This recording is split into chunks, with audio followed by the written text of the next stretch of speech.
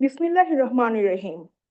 Honorable Chief Guest, Honorable Special Guest, respected session chairs of the seminar, respected Director General of BIISS, respected panelists and paper presenters, distinguished excellencies, distinguished guests from Bangladesh and Japan, ladies and gentlemen. Assalamu alaikum and a very good morning.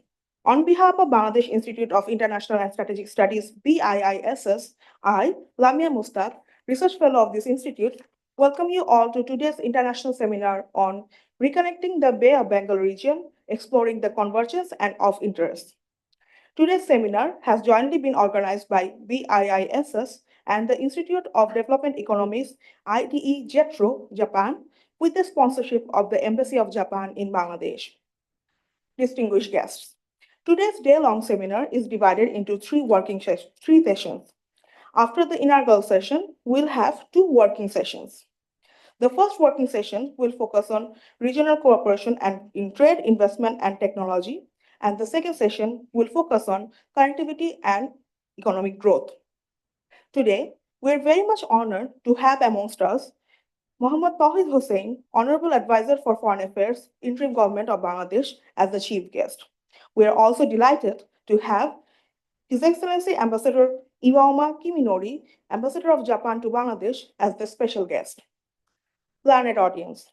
Today's inaugural session will begin with a welcome address by Major General Iftekhar Anis, BSP, Director General of BISS. Afterwards, Honorable Chief Guest of this program, Mohammad Tawhid Hussain, will deliver his remarks. Finally, His Excellency Ambassador Iwaoma Kiminori will deliver his valuable remarks. Ladies and gentlemen, the inaugural session of today's seminar will be chaired by Ambassador AFM Gausul Azam Sarkar, Chairman BISS. The session will be followed by exchange of memento and photo session. May I now request our respected chair of the session to kindly commence the program. Thank you.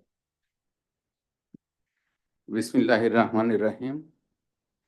Honorable Foreign Advisor of the Government of Bangladesh and the Chief Guest today, Your Excellency Mr. Iwaoma Kiminori, our special guest today, Director General BIISS, Major General Iftekhar Anis, distinguished chairs of the two sessions and panelists of the two working sessions, and learned participants, excellencies, and colleagues from the government and BIISS, and distinguished delegations who are visiting and present here. Assalamu alaikum and a very good morning to you all. We are at a seminar today on reconnecting the Bay of Bengal region, exploring the convergence of interests. We are little hard-pressed with time, and especially our chief guest has important programs. Therefore, we would like to commence it right away, and I request Director General BIISS to make his welcome address. Major General Iftekhar Anis, please.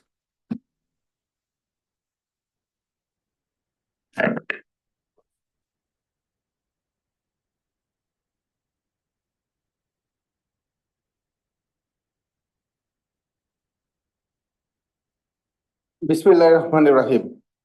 Honorable Chief Guest, His Excellency Mr. Mohammad Tawhid Hussain, Honorable Advisor for Foreign Affairs, Interim Government of Bangladesh, Honorable Special Guest, His Excellency Ambassador Iwaoma Kiminori, Ambassador Extraordinary and Plenipotentiary Embassy of Japan in Bangladesh, respected Chairman of BIISS, Ambassador FM Gausul Azam Sarkar, learned audience, excellencies, distinguished guests, ladies and gentlemen, assalamu alaikum and good morning to you all.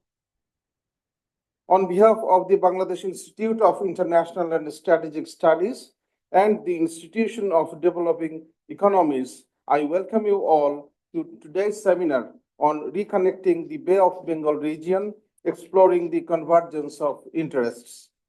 Ladies and gentlemen, we are united by a shared interest in the Bay of Bengal, a region that has been a central of cultural, economic, and maritime exchange for centuries.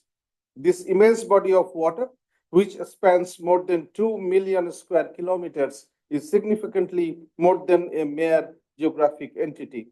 It is a testament to the convergence of history, economics, and geopolitics, which has influenced the lives of 1.7 billion individuals in the nation along its littoral. Currently, the Bay of Bengal region is regaining prominence as a domain that is wealthy in natural resources and opportunities, in addition to serving as a trade corridor. The countries of this region have the potential to establish a robust economic center as their combined GDP exceeds $7 trillion. Nevertheless, the realization of this potential necessitates strategic collaboration and innovative strategies to overcome the obstacles that impede progress. Esteemed participants, these discussions are centered on Bangladesh, a critical littoral state. Our nation is on the brink of transformative voyage as it will graduate from the least developed country category in 2026, a significant milestone, although this accomplishment is a testament to our resilience and progress. It also presents obstacles, including the loss of preferential market access and concessional financing. There is a wealth of knowledge to be gained from the experiences of Southeast Asian nations such as Vietnam, Laos, and Cambodia as we progress toward becoming a middle income country. Vietnam's robust GDP growth and impressive economic reforms provide valuable insights into the promotion of trade competitiveness, the enhancement of infrastructure, and the utilization of technology. In the same vein, the governance and institutional reforms in Cambodia and Laos underscore the significance of strategic foresight and adaptability in the post LDC phase. These experiences can act as a significant reference for LDCs aiming to leverage the economic prospects presented by the Bay of Bengal region. Embracing the right strategies based on such experiences can help to capitalize on the economic prospects of the Bay of Bengal and leverage the true benefits of converging interests of the littorals and extra-littorals of the region. Distinguished guests, in terms of promoting economic connectivity in the region, Japan is regarded as one of the important players in the effort to address the existing challenges. Japan's adoption of the idea of the Bay of Bengal industrial value chain can act as a facilitating actor for promoting economic connectivity in the Bay of Bengal region. Japan is promoting the Japan Asian Connectivity Initiative by concentrating on 6 areas of cooperation as infrastructure development, digital, maritime, supply chain, power, and knowledge connectivity. Japan also has been instrumental in various connectivity initiatives which can bolster industrial development and improve transportation networks in the Bay of Bengal region. Bangladesh, in conjunction with other Bay of Bengal nations, can foster meaningful collaboration and support from the key players of the region, which can pave the way for realizing the various opportunities that this region offers. Dear audience, as we continue with the day's program, let us remain dedicated to cultivating a culture of innovation and collaboration. It is important to bear in mind that the Bay of Bengal is not merely a region of opportunities, but also a shared responsibility. This responsibility necessitates sustainable, inclusive, and forward-thinking approaches. Finally, I would like to express my sincere appreciation to the sponsor of today's seminar, Embassy of Japan in Bangladesh, presenters, and panelists who have made this event a reality. Your attendance here today serves the emphasis, the significance of the matters at hand, and to reaffirm our collective dedication to the prosperity of the Bay of Bengal region. Lastly, I express my heartfelt gratitude to the chief guest and the special guest and all the learned participants for encouraging us with your kind participation. I look forward to an engaging and enlightening discussion ahead. Thank you, ladies and gentlemen. Thank you all. Thank you very much, Director General, BIISS. We are now requesting Honorable Foreign Advisor, Ambassador Tauhid Hussain, Government of the People's Republic of Bangladesh, to deliver the address of the chief guest. Sir.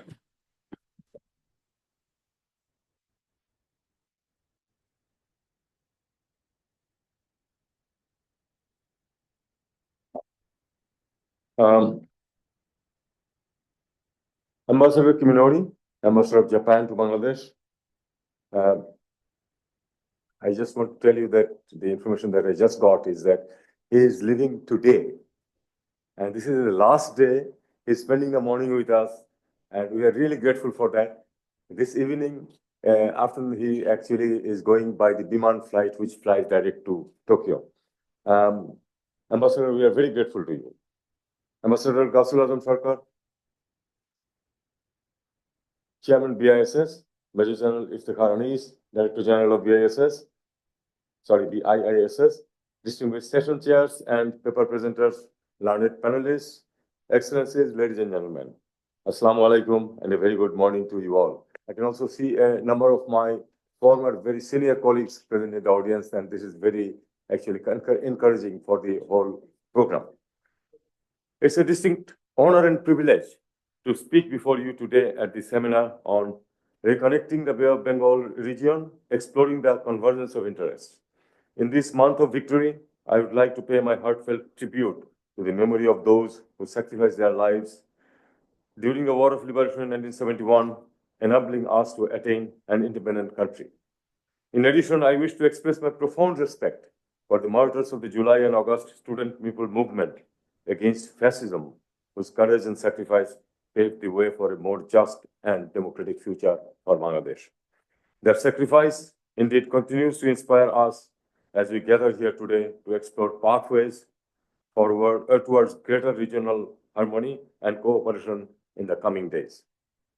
Ladies and gentlemen, the Bay of Bengal, historically a nexus of connections, commerce, and culture, continues to hold immense strategic importance as a maritime crossroads linking South and Southeast Asia to the global economy. With its vast natural resources, crucial shipping routes, and potential for economic integration, the Bay has emerged as a focal point for geopolitical and economic activity. The Bay of Bengal is now witnessing heightened attention from regional and global powers, with nations and institutions recognizing its critical role as a driver of growth and stability. While this reflects its increasing significance, it also raises the stakes for cooperation and competition. Hence, our collective task is to align diverse interests, ensuring that the Bay of Bengal becomes a region of collaboration rather than conflict, a hub of connectivity rather than contention, and a model for sustainable and inclusive development. By fostering strategic partnership, embracing a united vision, and adopting innovative approaches, we can unlock the vast potential of this region, benefiting all stakeholders and creating a legacy of prosperity for future generations. Distinguished guests, with its strategic location and growing industrial base, Bangladesh is uniquely poised to become a regional transit hub and a key player in the global value chain. In order to unlock these possibilities, Bangladesh must address pressing challenges and seize emerging opportunities. This transition from labor-intensive to technology-driven industries and enhanced regional and global supply chain integration is critical in this respect. Initiatives like the Bay of Bengal Industrial Value Chain, championed by Japan, provide a blueprint for achieving this transformation by leveraging investment, technology, and labor. Japan has been a steadfast partner in our journey for more than 5 decades. Through its official development assistance and investments in key sectors such as infrastructure, energy, and education, Japan has demonstrated its transformative potential for cooperation. These initiatives not only strengthen Bangladesh's economic resilience, but also pave the way for a more interconnected and prosperous Bay of Bengal region. Learned audience, as Bangladesh approaches its graduation from the least developed country category in 2026, it stands at a critical juncture, facing both significant opportunities and complex challenges. The impending loss of preferential trade benefits and concessional financing necessitates a shift towards more competitive and innovative economic strategies. To address these challenges effectively, Bangladesh must prioritize diversifying its trade portfolios, elevating the quality and value of its exports, and investing in advanced technologies to drive productivity and economic growth. Partnership with regional and extra-regional stakeholders, particularly Japan, can provide the technological and financial support needed for Bangladesh to overcome those hardships. Japan's expertise in areas such as renewable energy, digital trade, and maritime logistics can play a transformative role in this context. The Bay of Bengal is not only an economic resource, but also an ecological treasure. Therefore, preserving its marine biodiversity and addressing some pressing challenges such as climate change, illegal fishing, and maritime security are essential for the long-term prosperity in this region. Learned audience, to realize the potentials of the Bay of Bengal, peace and harmony in the littoral states is essential. We are aware of the civil war situation currently prevailing in Myanmar and the 1.2 million Rohingya refugees who are forcibly displaced from the Rakhine state under extreme atrocities and are sheltered in Bangladesh for the last 7+ years. There has been no progress in their repatriation, and the situation is further complicated by a non-state actor, the Arakan Army, taking control of the entire border with Bangladesh. I am just back from an informal consultation in Bangkok at the invitation of the Thai Foreign Minister, where the Foreign Ministers of Myanmar and Laos, Deputy Foreign Minister of China, and the Indian Foreign Secretary were present. This was on the situation in Myanmar. I told them in no uncertain terms that peace and order will not be possible in Myanmar and consequently in the region unless the Rohingyas lodged in the camps in Bangladesh can go back to their homes with security and rights. It is incumbent on Myanmar and the regional powers to create a congenial atmosphere for their return. Ladies and gentlemen, I am confident that the deliberations and insights that will be shared during this seminar will play a crucial role in deepening our understanding of the shared perspectives of Japan and Bangladesh regarding the convergence of interest in the Bay of Bengal region. The active engagement of esteemed speakers and participants will undoubtedly help identify key opportunities and challenges, while also highlighting potential areas for enhanced collaboration to effectively address these challenges. Lastly, I would like to extend my heartfelt appreciation to the organizers of this seminar for creating such a valuable platform for dialogue and exchange. Their efforts have provided an opportunity to foster mutual understanding and strengthen partnership for the region's shared future. I thank you all. Thank you, sir, Honorable Foreign Advisor, for your very wise thoughts, for sharing us with your views on the directions of collaboration we'd like to have in the region of the Bay of Bengal. I would now request our chief guest, our special guest today, His Excellency Ambassador Yuama Iminori, to take the floor and address the audience. Your Excellency, please. Same to you back home. Of course. And remain a friend of ours. Okay, I'm sorry I have to leave.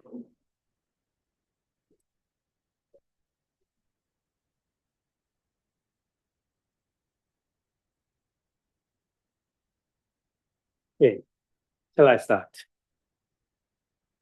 Um, Muhammad Tawhid Hussain, Honorable Advisor for Foreign Affairs, who has just left, but who made a very significant input to the opening of this seminar. And Ambassador AFM Gosal Azam Sarkar, Chairman, BIISS, and Major General Iftikhar Anis, BSP, AWC, AFWC, PSC, PENG, Director General, BIISS, who will be back soon, I think, and honorable speakers and representatives of the JICA, JETRO, and the experts from the Bangladesh as well as the Japanese side. Distinguished guests, ladies and gentlemen.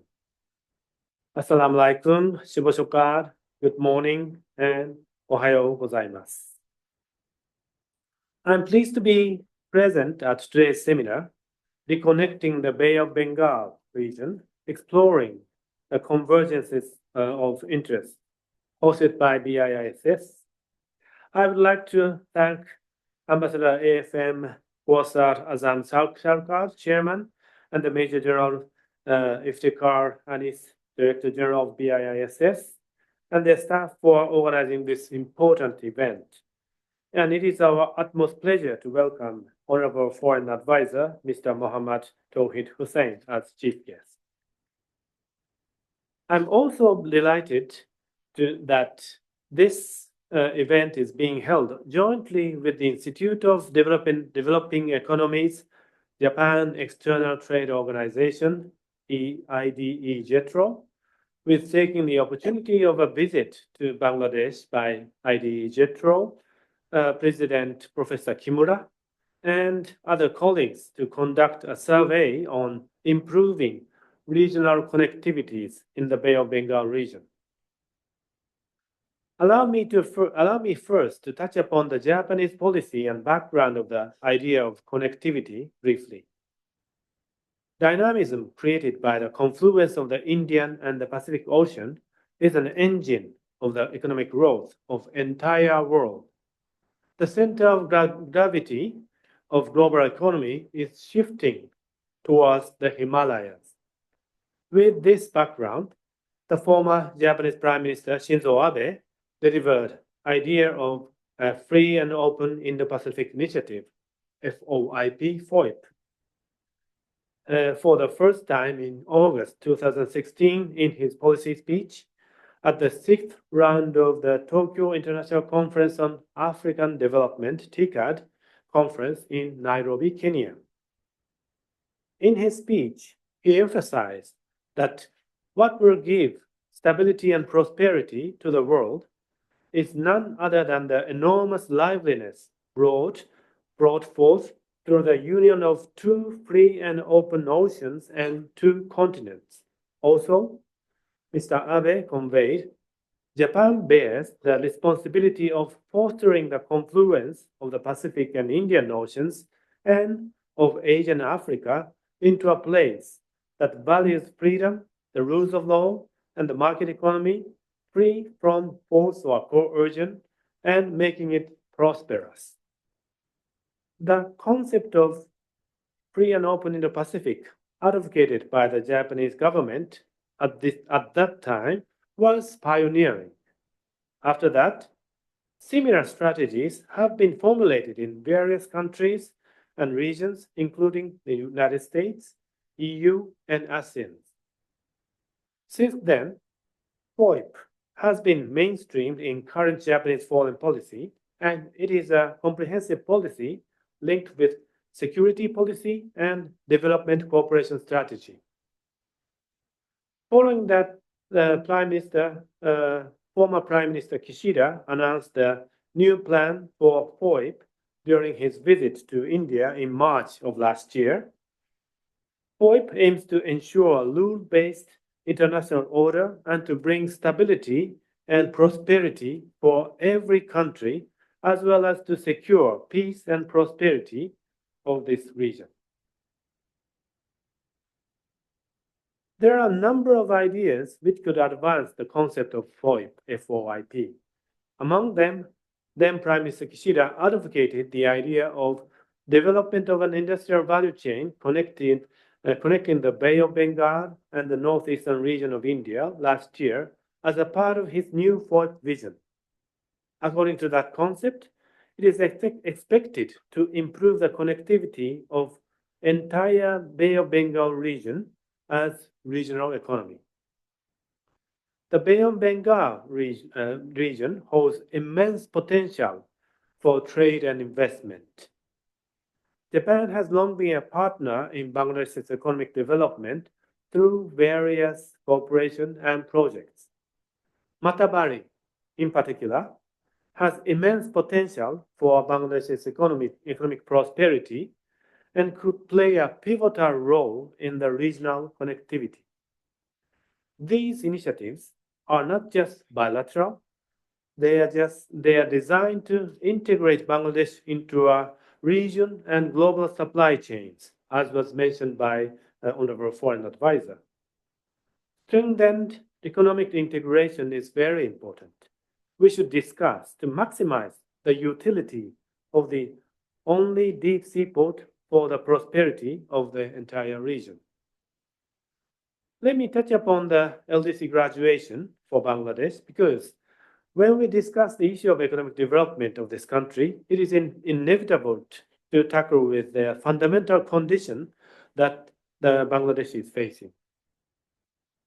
As the Economic White Paper Committee recommends the realization of the LDC graduation in 2026, it is important to prepare for the smooth transition. Otherwise, it might be difficult for the Matabari areas to take advantage of the merit of future connectivity. In this context, I am pleased to see the tangible progress in the negotiations of the Economic Partnership Agreement between Bangladesh and Japan. For further prosperity, it is essential that the Bangladesh economy should be integrated into the global supply chain. In terms of that, I would like to express the importance of establishing the industrial supply chain so that the regional connectivity in the Bay of Bengal region, including surrounding countries, be fully utilized. In sum, there are so many elements which we should discuss and tackle. Ladies and gentlemen, in discussing the issue of connectivity, I cannot but touch upon the current relations between India and Bangladesh. As a friend of Bangladesh and as well as India, Japan believes the relation based upon the mutual trust of two countries is essential for exploring the regional connectivity.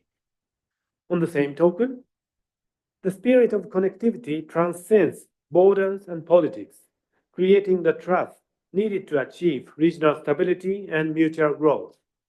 In this regard, I believe it is a good signal that Bangladesh and India held the foreign office, the senior level foreign officers consultation at the secretary level early this month.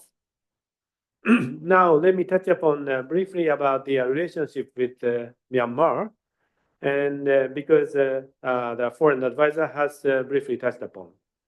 So when we talk about the regional connectivity, we should always bear in mind the importance of the connectivity towards south as well.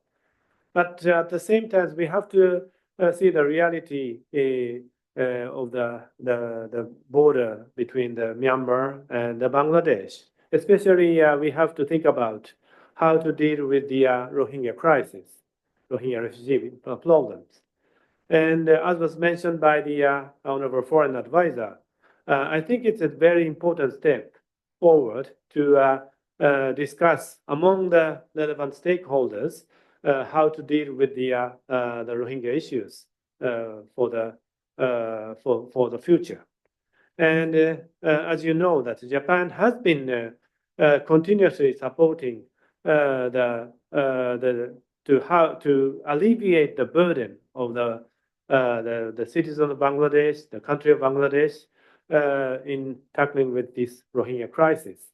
Of course, we will continue to do so under the new government. Ladies and gentlemen, expanding the circle of cooperation is important to realize this concept. The seminar is attended by the diverse range of participants, including Bangladesh and Bangladesh government, IDE JETRO, JICA, academia, and business and diplomatic corps, and we expect to receive input from various perspectives. Today, we received so many Japanese experts from Japan who are dealing with not only this region but also the regional experts in the ASEAN countries. And I wish I could hear the discussion later today, but as was explained by the Honorable Foreign Advisor, I also have to leave this venue after my speech. I hope today's seminar will further deepen the discussion on the chances of opportunities to be induced from enhancing the regional connectivity. Last but not least, the Bay of Bengal's strategic importance is undisputed. By reconnecting this region, we are not merely creating economic opportunities, we are fostering peace, stability, and prosperity for future generations. Japan remains committed to working hand in hand with Bangladesh and other partners to realize the vision of a connected, resilient, and economically vibrant Bay of Bengal region. I will leave in Bangladesh tonight after completing my 2 years term here, but I would like to express Japan's commitment to continuing to cooperate with Bangladesh in the future as the relationship between our two countries has been upgraded to a strategic partnership. And I sincerely hope for this country's continued prosperity. সবাইকে অনেক ধন্যবাদ।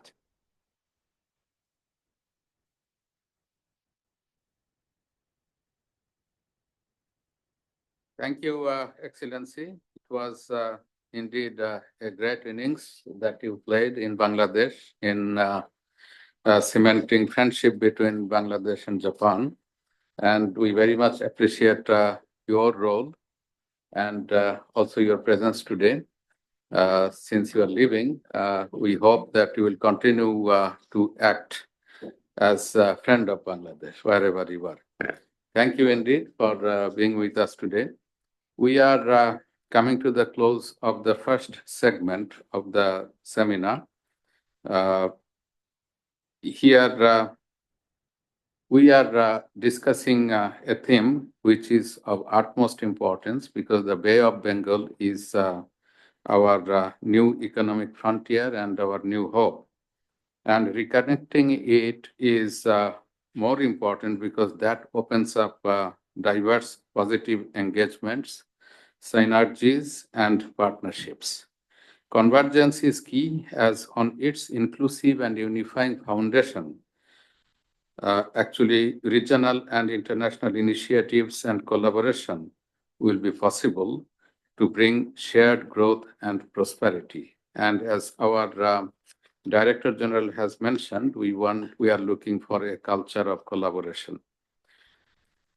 And Honorable Foreign Advisor has already identified the broad areas of undertaking and collaboration where we can have mutually beneficial engagements. The Bay of Bengal is Bangladesh is centrally located in the Bay of Bengal, and we have primacy of interest, definitely. And certainly our priorities and interests will be highlighted in the two working sessions. And also, we hope that the distinguished experts who have come from Japan and also the think tanks and learned participants who would be intervening in the course of the day will be highlighting which initiatives would be of great benefit for Bangladesh, for the hinterland in this region, South Asian region, and also in the Bay of Bengal regions, which is shared by a number of countries. So we'll seek convergence of interests to identify mutually beneficial initiatives and priorities for innovative technological and commercial partnerships. All the broader areas are open for our inclusive, non-exclusionary approaches. We can recap a little few: study and assessment of prospects and possibilities of the Bay of Bengal, maritime trade, shipping and logistics, meeting common challenges including climate change, maritime connectivity, physical and digital, port and infrastructure. Matarbari has already been highlighted. It's an important hub. We are looking at it as an important hub. Exploring and utilization of sea and subsea resources, investment, industrialization, and development of economic hubs to serve Bangladesh and other hinterland areas of South Asia, boosting tourism and energy growth, bringing and applying diversified and innovative technologies, developing blue economy and its governance mode, promoting institution-to-institution cooperation, capacity building, and human resources development, regional integration in a win-win way, are just to name a few. Bangladesh hopes that all initiatives and collaboration we undertake in partnerships will be substantive and people-centric, meaningful in transferring technology and know-how, commercially viable and sustainable, touching all segments of our society. We want to rise peacefully in cooperation and healthy competition, not in conflict and zero-sum geopolitics or any other purpose. We are confident the learned speakers and panelists would show us their considered way forward and benefit us with their wise recommendations for stakeholders to follow up. So we are looking forward to an exciting seminar and a very fruitful day of deliberation. Thank you very much. So thank you indeed. There will be a tea break now. And after that, we are going to come back here at 10:45 to start with the working session. Yes, please. Ladies and gentlemen, before we go for tea break, we have a small formality to take care of. I will kindly request the Director General of the ISS to hand over a crest to the honorable special guest of the seminar.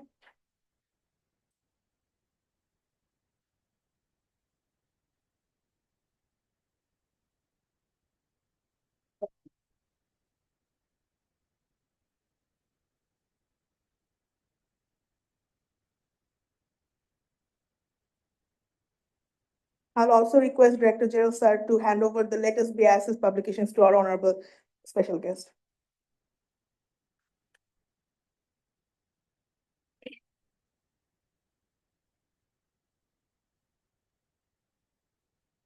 I'll kindly request our honorable special guest to sign the BISS visitors book.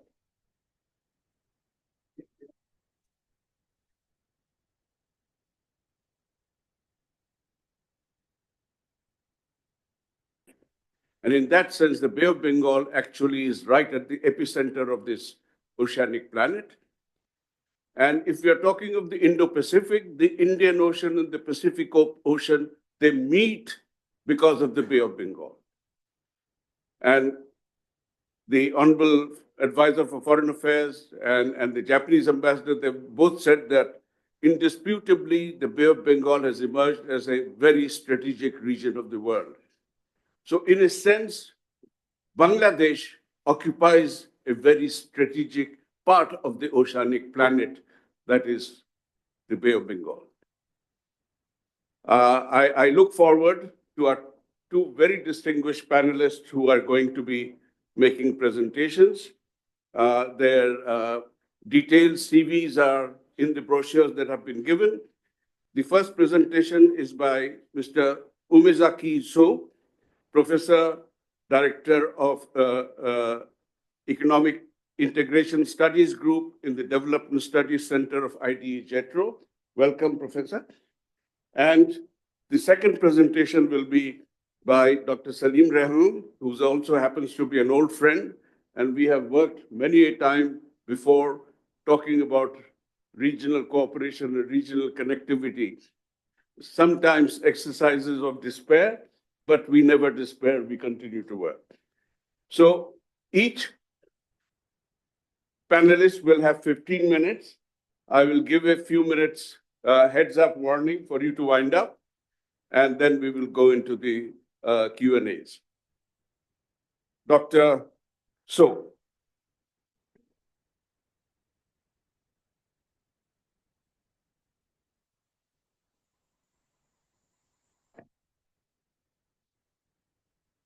Thank you very much, Ambassador Khalid, for introducing me.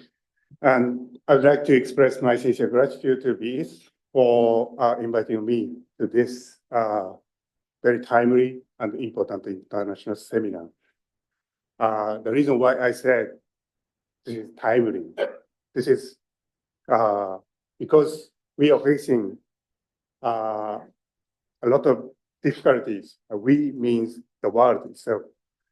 So we are in the age of uncertainty. Oh, no change here. Okay.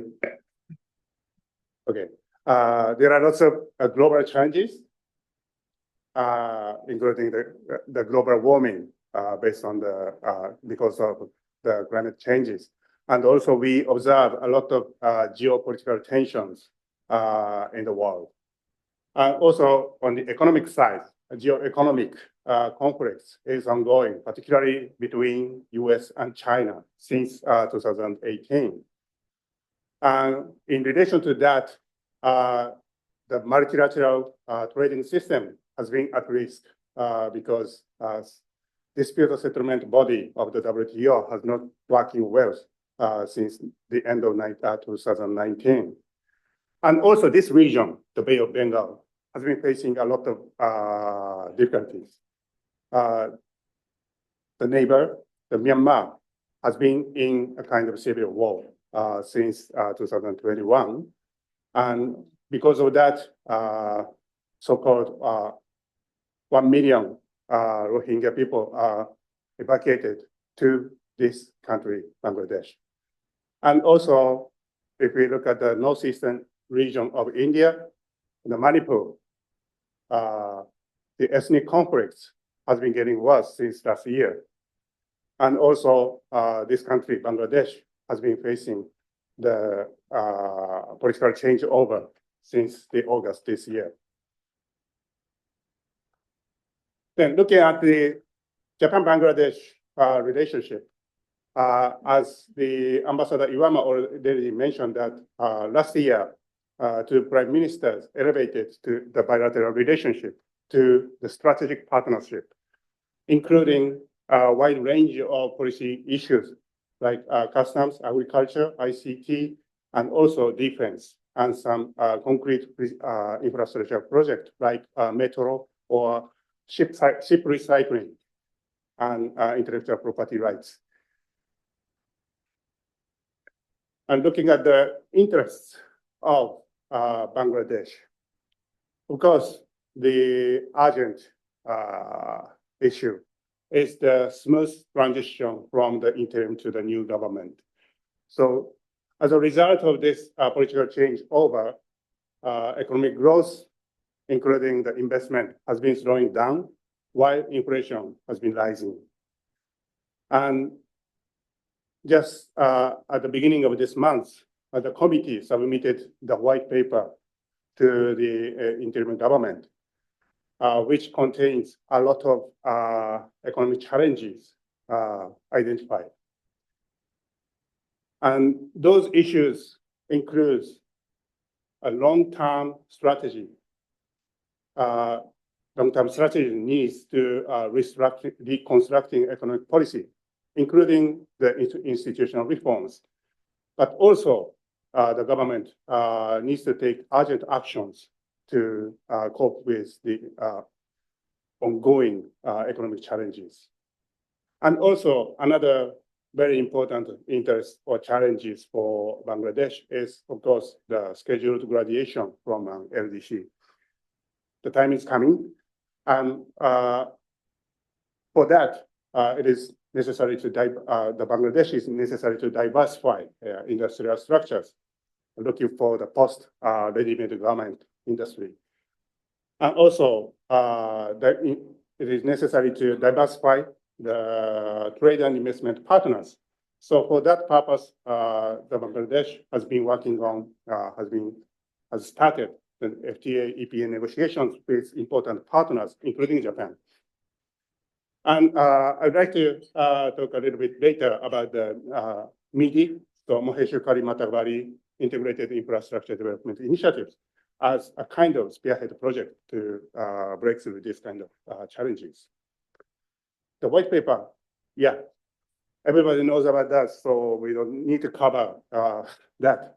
But the paper itself, report itself is very big, and also Dr. Laihan has been a part of the members, and indeed very impressive, very comprehensive, and very critical assessment of the current state of the Bangladesh economy. So there are a lot of issues we need to think about. And several major findings. Actually, to my surprise, so a lot of statistical issues were pointed out. So that means what we saw, what we understand about Bangladesh may not be reflected reality. So, but still, according to the white paper, the Bangladesh is still above the criteria to graduate from the LDC. Another important point discussed in the white paper is the corruption issues. Indeed, in many chapters, talk about that. So banking, physical infrastructure, energy and power are the most ravaged sectors, and ICT as well. And also critical implications for ODA project as well were discussed in the white paper. And I'm from IDE, JETRO. JETRO is a kind of trade promotion agency in Japan, so I've been very interested in the trade issues. Then I carefully read through his chapter on tracked external trade. Indeed, there are lots of implications, but indeed, industrial diversification is not a new issue. So Bangladesh has been working on how to diversify its industrial structure for, in a sense, long time. But so far, the efforts did not make good fruits for that. And also, it was discussed that the country is depending on the preferential access to big markets. So, and so far, the country has only few FTAs now. The only active one is the preferential trade agreement with Bhutan, so which would have, in a sense, small impacts to the economy. And also, lots of issues were discussed: high tariffs, less FDI inflows, and high logistic costs. This is, in a sense, related to the Bay of Bengal. Indeed, the Bay of Bengal is the biggest Gulf Bay in the world, and Bangladesh is in the north end of the bay. So that means this country is located very far away from the existing global trunk line of the shipping routes. So it is very difficult to attract large container ship to Bangladesh in a sense. And also there is a geographical limitation because the north end of the Bay of Bengal, actually the sea itself is constrained by the depths. So that means it is difficult to accommodate bigger vessels to this country. So in that respect, so Matabari deep sea port is the first and long wanted deep sea port in the depths of the Bay of Bengal. So it is important to consider how to the best utilize that port. And the interest of Japan. This is actually already talked a lot by the Ambassador Iwama, so I don't think I don't need to repeat again, but the basic strategy, diplomatic strategy for Japan is the concept of the free and open Indo-Pacific, so-called FOIP. So under this concept, a lot of cooperation projects are ongoing, including, oh, sorry, very small, but this is highlighted as the development of industrial value chain connecting the Bay of Bengal and northeastern region of India. Then this is a detail, but this is also just taken from the Ministry of Foreign Affairs website. So and you know the concept itself, so we'll skip this part. Then before next, I would like to talk about the importance of connectivity. This is based on our recent study, but let me just skip this figure and just directly go into the implication to save the time. So the first point is the importance of ASEAN and South Asia connectivity. According to our research, so South Asian countries are more similar in terms of the stages of economic development compared to ASEAN countries. So that means they have limited opportunities for GVC trade to utilize the complementarity. And also because of that, the opportunity is limited to expand the intra-regional trade within South Asia. And also South Asia is, in a sense, dependent on other regions like Northeast Asia, Southeast Asia, and EU in terms of international trade. So ASEAN is the immediate neighbor of South Asia and has a relatively advanced manufacturing sector. So it is possible to create a win-win opportunities to expand the interregional GVC trade.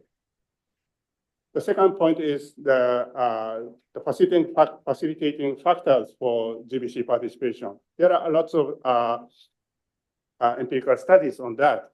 So some kind of beyond policy you cannot change, like the market size and proximity to market or something like that. But policy-related issues are the trade openness and investment climates and so on. Education also important. And our study pointed out the maritime and air connectivity also important is a significant factors to facilitate GVC participation. And in order to enhance the connectivity between South and Southeast Asia, I believe that the BIMSTEC can play a big role because they have, Myanmar has a lot of problems, but at least they have Thailand, so as a counterpart. So it is important to work very closely with ASEAN countries. This shows the major ports and shipping density in the Bay of Bengal region. So as I mentioned, in the mouth of the Bay of Bengal, there's a lots of container vessels moving from west from east as well. Then the important point is, and compared to that, the container shipping connectivity to the Bay of Bengal is limited. And another point is that within the Bay of Bengal, the connectivity is limited because most of the ports along the Bay of Bengal is connected with Colombo, for example, or Port Klang in Malaysia directly.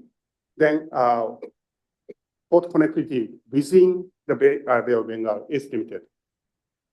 And going to the Chattogram port. So actually, Chattogram is the most important port in this country and handling a lot of international trade of this country, but also pointed out as one of the most congested ports. Then in order to complement this, Matabari deep sea port is being developed. Then this is the port performance index of the BIMSTEC countries. So unfortunately, the port performance of the Chattogram port is the lowest evaluated. And also, this shows the major container ports in Asia. On the horizontal axis, I measure the container port performance index, and on the vertical axis is the size of the port. So according to this, Chattogram is one of the most smallest port in this region. And in contrast, these three ports in Vietnam, they have a better performance, and also the size is bigger. And also two ports in Indonesia as well. So in that case, the only one port in Chattogram for Bangladesh. So it is a big scope for further development of the port sector.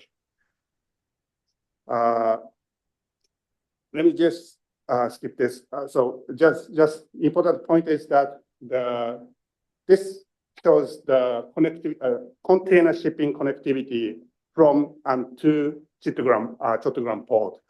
So only the top three countries shares the more than 80%.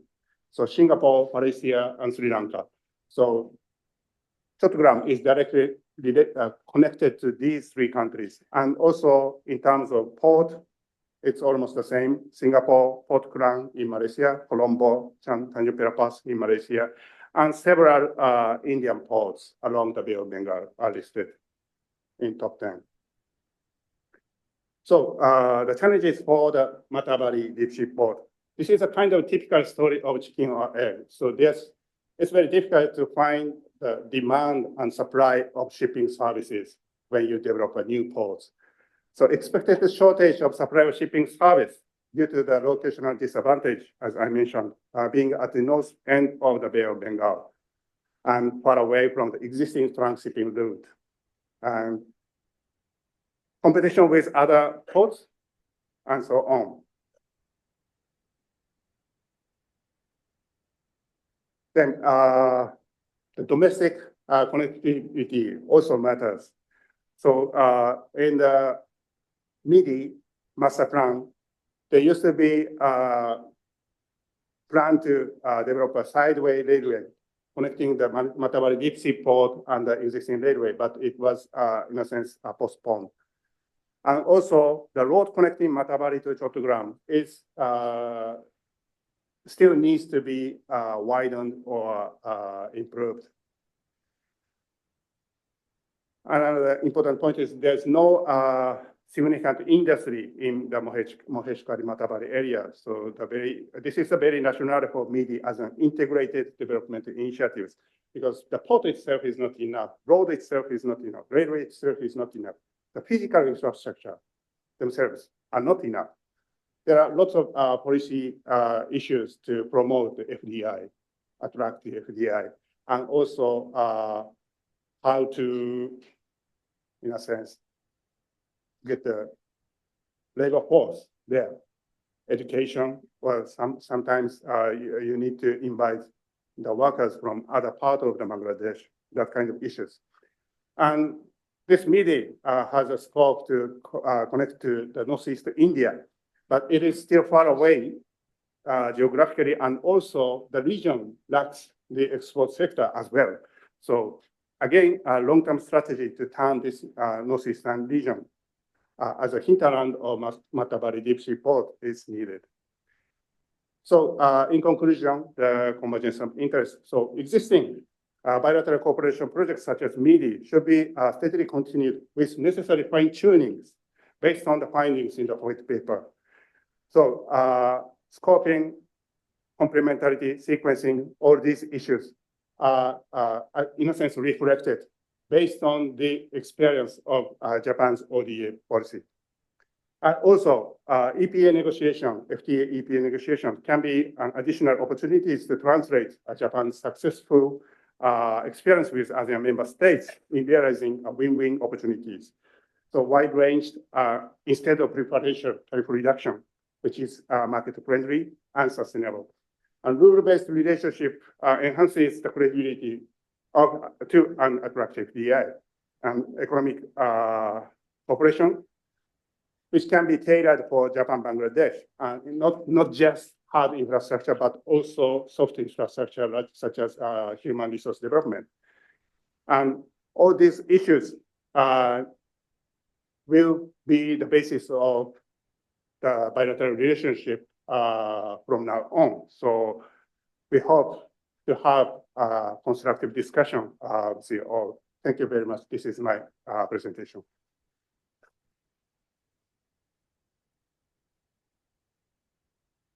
Thank you very much, Professor So, for a very comprehensive evaluation of what exists, the challenges that we face, particularly the regional challenges, and also pointing to how Japan-Bangladesh strategic partnership is addressing those challenges. And I take the point very well that the importance of fructifying this strategic partnership is basically how we deepen ASEAN South Asian cooperation within the context of the Indo-Pacific and the Bay of Bengal. And for this, just taking a project is not enough. We have to have an integrated, holistic approach to it. We have to recognize complementarities of the actions we take. And we also have to recognize how to sequence the actions that we take, because one will need to the other. If we do it in a disjointed manner, it's not going to happen. I'll now request the second panelist today, Dr. Salim Rehan, professor of the Department of Economics of the University of Dhaka, and incidentally, he's also, very importantly, the executive director of the South Asian Network on Economic Modeling, of the SANEM. Dr. Rehan.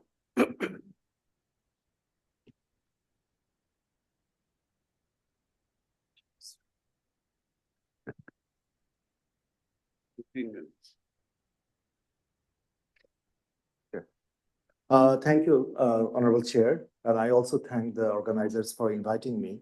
I think very important discussion. Actually, my earlier presenter, he helped, I think, my presentation quite a lot because he presented the real context. What in my presentation I'm going to do is that we are actually I'll be dealing with two different issues, but they are connected. One is this LDC graduation, another one is how regional collaboration in Bay of Bengal can be kind of assistance to this whole graduation process in Bangladesh. So very briefly, I'll go through on this LDC graduation issue. And I think many of us are aware of this definition of LDCs. Especially there are three criteria: income levels, economic vulnerability, and human assets. So in the income levels, we have this GNI per capita through Atlas method. And then we have these two indices, Economic Vulnerability Index and Human Asset Index. And there are thresholds, and the thresholds of inclusion and thresholds of graduation. So these are the two kind of reviews, one in 2018 and another one in 2021. In those two reviews, Bangladesh qualified in all these three criteria to be graduated out from the LDC status.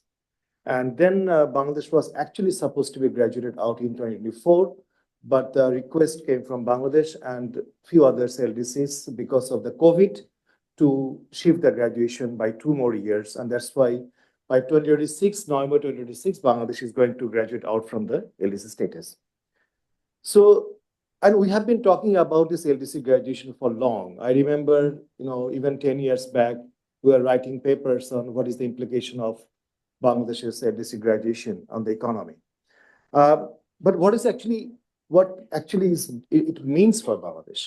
I think there are several issues we need to look at and very closely and very seriously. We have heard quite a lot about the cost and benefits of graduation. There are costs and there are benefits. Probably in the past regime, we have heard quite a lot about the benefits, that it will improve the country image, it will also facilitate foreign direct investment and several other things. But at the same time, there are challenges as well. There are a lot of challenges, and that's what we also discussed in various policy documents or research papers. But one point, what I also highlighted several times, that while the cost, or especially the challenges, these are very automatic, because the time or the day when Bangladesh is going to graduate out from the LDC status, automatically many of the privileges or preferences the country is enjoying will be gone, or they will be subject to some time-bound kind of phasing out process. But for the benefits, these are not automatic. These are something the country has to earn. And while in the process of earning or achieving these benefits, there's a lot of things need to be done. And that's something probably is the importance of my presentation today, is how the country can use FTA, Free Trade Agreement, or regional collaboration as a strategic tool to compensate for those losses of the LDC graduation, or in the after post-graduation process, how the country can actually face those challenges. So this is something what I thought that very important way, or a reason why how we can integrate these two important issues, LDC graduation and the regional collaboration. As I talked about this timeline of Bangladesh's LDC status to two key milestones, 2018 and 2021, there have been some key achievements in the last 5 decades in Bangladesh in terms of economic growth, social development. Though while we celebrate some of our achievements in terms of social development, even in terms of economic growth and rise in per capita income, if we look back 5 decades, immediately after our independence war, the country was in a devastated situation. And where we are now, definitely the country has progressed quite a lot. But there are certain issues and concerns as well. And I think my earlier presenter, he hinted some of these issues while talking about the white paper report.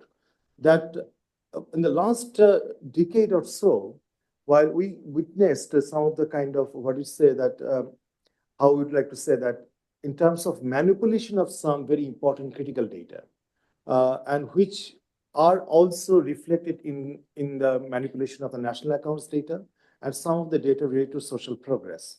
But despite that, for the conclusion we actually arrived in the white paper analysis, that even if we take into account or take into account those manipulations, Bangladesh, it will not really going to affect Bangladesh's graduation, because Bangladesh is well ahead or well below some of the thresholds, or what we are talking about in terms of economic vulnerability.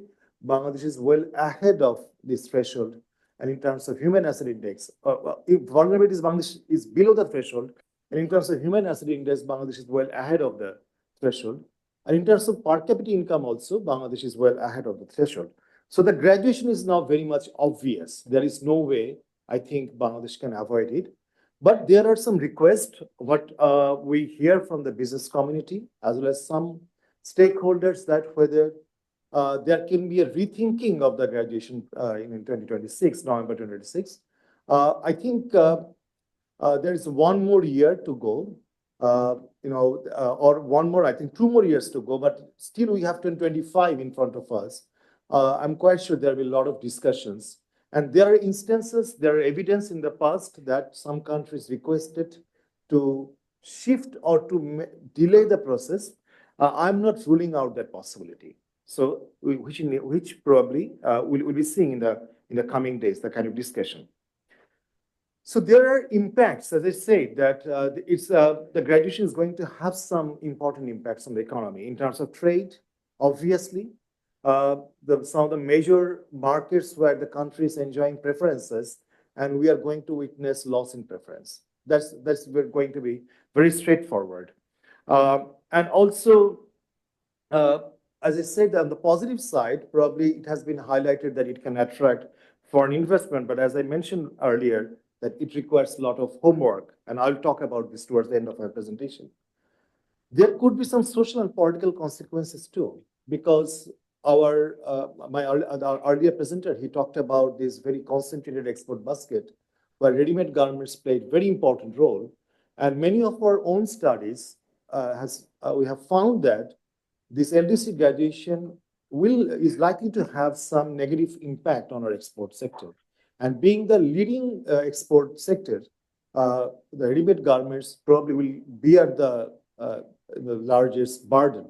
And that will have some important implication in terms of the employment in this sector, as well as some social consequence.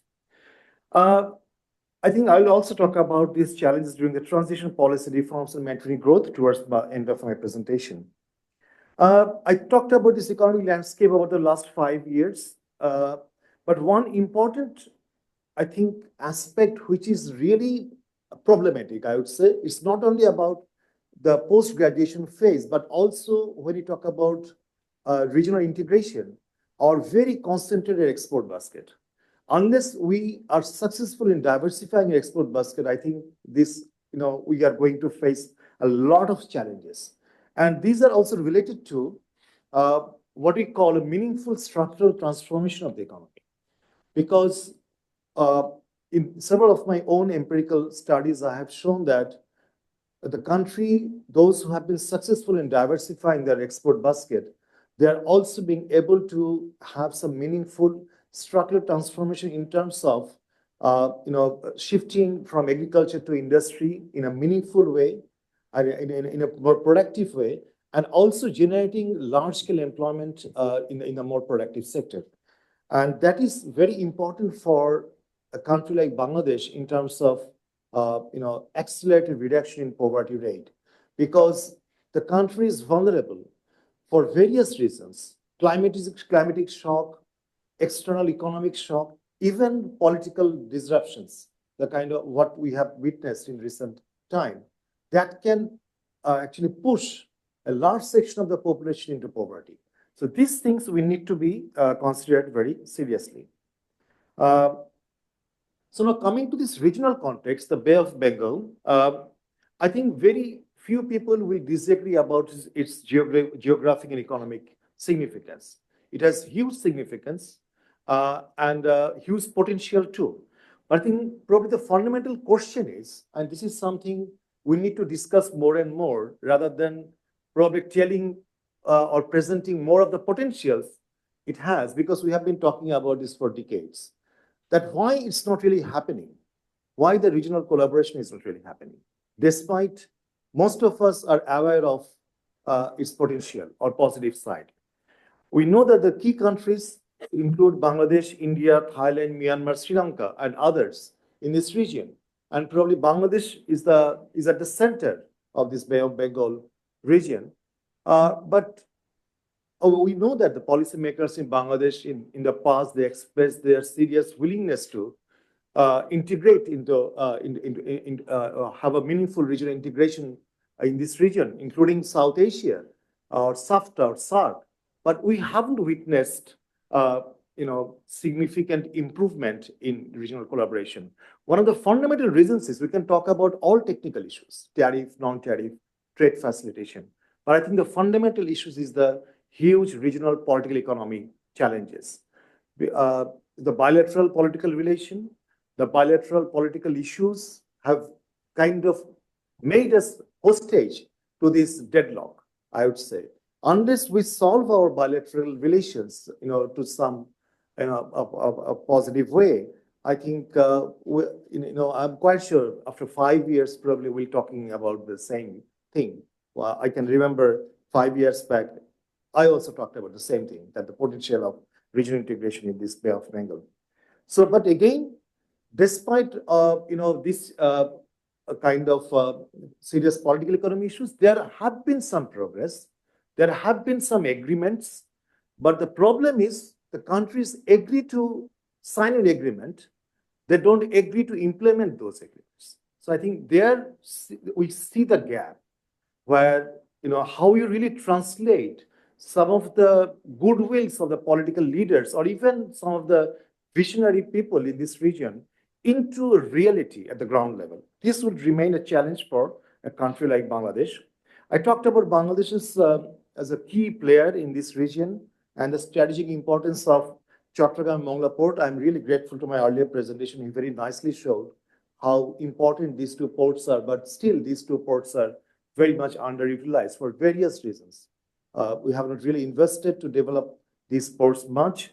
And the opportunity of the emergence of Matarbari, in my view, I think it can be a game changer. I did a study on Matarbari and kind of explored the possibility how it can contribute to not only to Bangladesh, but this region as a whole. Because if you look at Matarbari, the scale of it, only Bangladesh can't really exploit its full potential, because of its scale. It has to be a sub-regional or regional project. It has to be used by, its neighboring countries altogether. So that really puts Matarbari as almost at the center of the regional collaboration. I think how we can do that and in what way, this is something what we really need to discuss, in a more detailed way. Very quickly, we know quite a lot about the blue economy potential, but in the Bay of Bengal, but still, I think we are very much lagging in terms of realizing its blue economy potential. These countries in the countries in this region, they face a lot of common challenges in terms of climatic and environmental issues. There are vulnerabilities in the region, rising sea levels and extreme weather. I did a study last year for UNESCAP in Bangkok through various modeling exercise for 27 Asia Pacific countries, and we projected for 2040, to what extent these climatic disruptions can increase poverty in these 27 countries by 2040. And there's significant rise in poverty, actually, if the right kind of mitigation and adaptation strategies are not taken. And interestingly, many of these mitigation adaptation strategies can't be taken by one single country. There must be some regional collaboration and cooperation. I think we also talked about the infrastructure and connectivity, its importance. It's not only the soft infrastructure or a hard infrastructure. You can have digital, hard, soft, and various other forms of infrastructure. I talked about Matarbari. Bangladesh's involvement in regional connectivity is extremely important. As I said, it's almost at the center of the gravity of this Bay of Bengal region. And how Bangladesh's policymakers, they foresee or they become more visionary in terms of pulling all these forces together and make it a more meaningful collaboration effort. I think that will be very, very important. We need actually a strong leadership from Bangladesh to take this regional integration agenda forward. In the past, we know that we have discussed quite a lot that which countries should play what role. The larger countries should play a bigger role in this region, and that can be disputed and that can be debated. But from a country, since I'm in Bangladesh, and I know that we can put the blame on others' country, but it is the role of Bangladesh, I think it's very important role, a very critical role, to do the right kind of homework and develop right kind of infrastructure and take the right initiatives in the regional forum as well. Be vocal, put the right agenda for discussion, put pressure on the neighboring countries for for collaboration, larger collaboration. I can see that that can be a very important game changer if that kind of visionary and proactive role come from the policymakers in Bangladesh. And also there is a very important role of technology in terms of financial integration, in terms of financial connectivity, digital connectivity, and various other connectivity. We know that despite huge potentials, interregional trade in this region is still very low, and also interregional investment. Probably we can talk about chicken and egg issue, which one comes first, but I see that trade and investment, they are highly integrated. And this is the link we are actually missing in this region. We have been able to make this linkage very effective in this region. And I think there are key sectors where there could be regional integration for investment. And also I see the potential of attracting foreign investment from this region into the special economic zones of Bangladesh. And some of the special economic zones, I don't really want to have 100 special economic zones.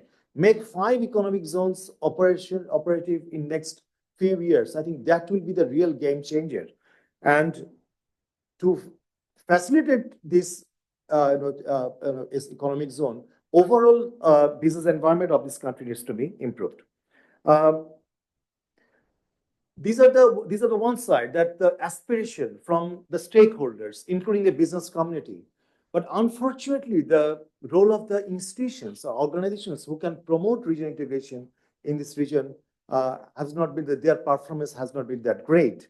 We have seen the failure of SAARC, and also until now, I think the role of BIMSTEC Secretariat has not been that effective. And that is something where we need a joint action and some of this visionary and proactive role from some of these member countries. Now coming to the key risks and challenges. Of course, these geopolitical tensions and the bilateral relations or regional tensions, I think these are becoming very, very important. And the question is whether we'll actually trap ourselves into this problem, this geopolitics or regional politics, or we need to go beyond this narrow geopolitical or which can actually hamper, which can restrict our progress. To remind you and to also remind myself, the way I see the last 5 decades, one of the biggest positive factors for Bangladesh was that Bangladesh did not have much problem, a big problem, if you come there. Of course, there are problems with its neighboring countries. Not serious border conflicts. We had some in recent time, but not in that scale. Think about other neighboring countries in this region, especially if I talk about India and Pakistan, but we don't have that kind of border issues. So that gave a kind of peace dividend to Bangladesh. And in my view, being a smaller country and located at a very strategic location in between 2 major powers, Bangladesh can't really afford having bitter political relation with any of its neighboring countries. So Bangladesh has to be strategic, it has to be proactive, as I said earlier, to resolve some of these bilateral political relations. And we also expect reciprocal kind of positive response from our neighboring countries as well. So this is something I would say that we need that kind of peace dividend in this region. Compared to SAARC, probably BIMSTEC had that advantage, but I don't really want to see that BIMSTEC also falls into the same problem what SAARC experienced in the past. So in addition to all these geopolitical and regional political economy issues, I think we need to also address some of the very technical issues, especially the tariff and non-tariff and trade facilitation. And some of the working groups of the BIMSTEC need to be more active. I see that they meet probably on a regular basis, but we don't see much progress when it comes to real implementation. So my last slide and probably the conclusion is that, while we talk about LDC graduation and using regional collaboration as a very important strategic tool for a smooth transition for the country, I think it is extremely important for Bangladesh to do the right kind of homework. Because unless we do undertake major reforms in the case of tariff, in the case of taxes, in the case of improving business environment, in the case of improving our infrastructure, when I talk about infrastructure, it's not only the physical infrastructure, but also social infrastructure. Unfortunately, the country, I've written in several of my articles, the last 1.5 decades was a kind of, I would say, lost decade of social sector, especially the country invested least on health and education when it comes to public expenditure on health and education. And this is the investment the country did not do much. And the return, we expect that in 10 years, what kind of human capital we are going to see to enjoy the benefit or being the drivers of economic growth. And the country is also having what we call the demographic dividend, a phase of demographic dividend. I think this is something, a very small window of opportunity we still have for the next 10 years, a very critical time. We must exploit those. So I will end by saying that reform, reform, and reform. These are the three very important words, I would say, in very critical economic domains and in very critical political, economic, institutional domains the country needs to do to make a smooth transition in the post-LDC, and also to use this FTA or regional collaboration as a very important and strategic tool for the graduation process. Thank you very much for a very kind attention. Thank you, Dr. Rehan. That was fascinating and very insightful. And I actually, as you know me, I share many of the points that you have raised, and I've been struggling to try and make these same points come across.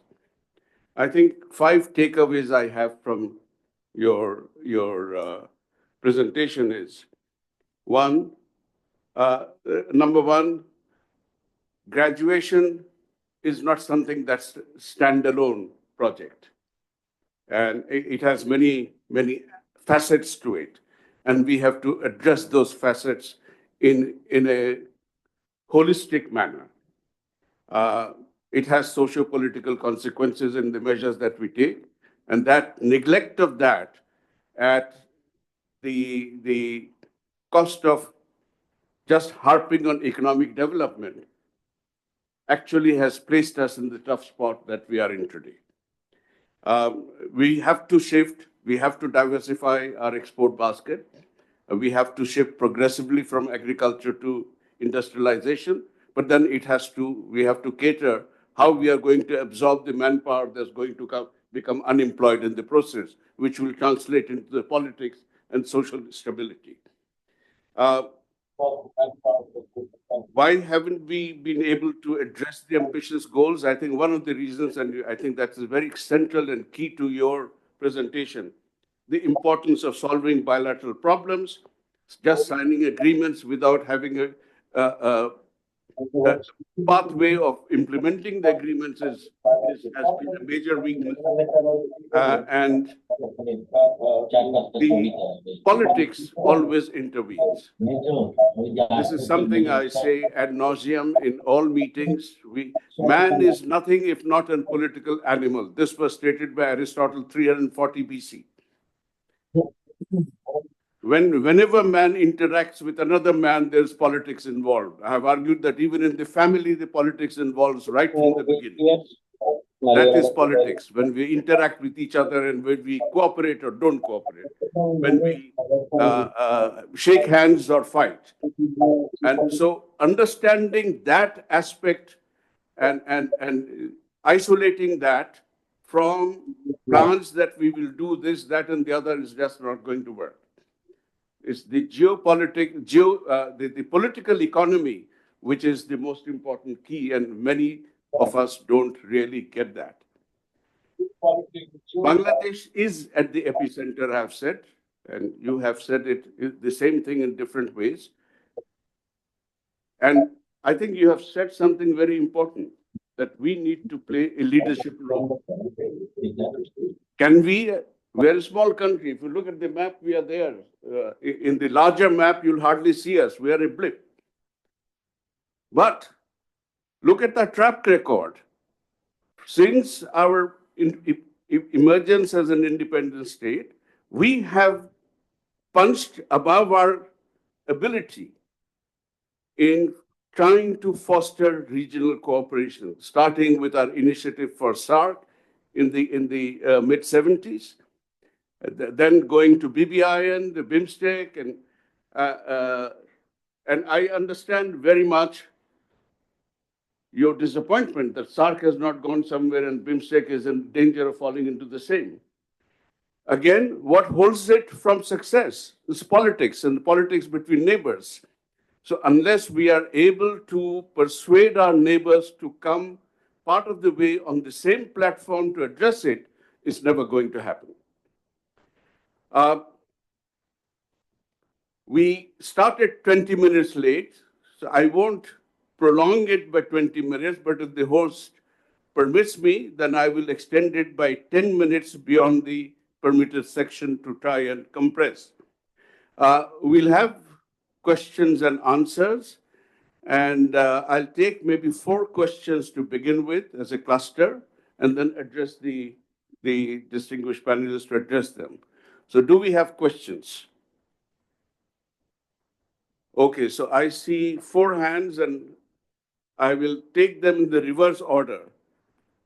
Jal Amin, then Mr. Khan, Ambassador Ziaul Shams Chaudhry, and Admiral Amsami. On.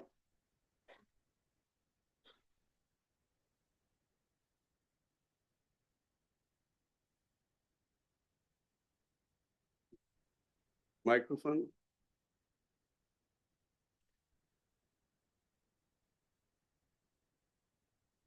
I'm Professor Mohammad Abdul Hai, freedom fighter in Southeast University. I have a just clarification to Mr. Salim Rahat. I like his presentation, very nice and informative. But as our K countries in Bay of Bengal, Bay of Bengal, Bangladesh, India, Thailand, Myanmar, Sri Lanka, and others, as he informed, as the importance of fostering regional cooperation for sustainable development. My brief question is, as on 2024, what is the relevance or of activating SARC in this region again?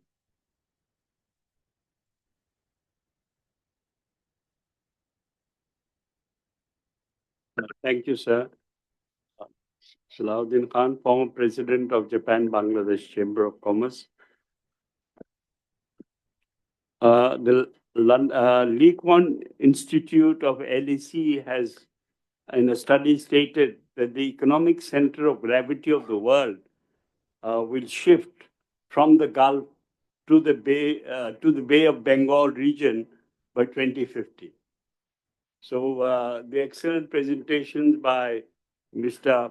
Umazaki and Mr. Salim Raihan has to take into account this huge paradigm shift to the east of the world economy.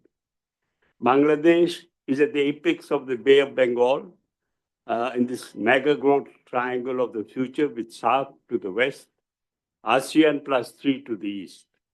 So I think, and particularly we must remember the Big B initiative, which was proposed by late Prime Minister Shinzo Abe, who was a great friend of Bangladesh, in 2014, exactly 1 decade ago.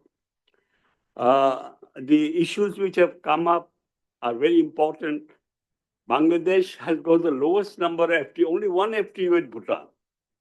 I don't understand the policy of the government. Even I think Myanmar has got more FTAs than us. So there should be a plethora of FTAs with ASEAN countries, with the neighboring countries, particularly with Japan, now that we are signing an EPA. And more importantly, we need the support of Japan to enter RCEP. If we really want to make the Bay of Bengal, the real economic powerhouse of the 21st century, Bangladesh must become an important member of RCEP. And finally, Mr. Umazaki made an important point of caregivers.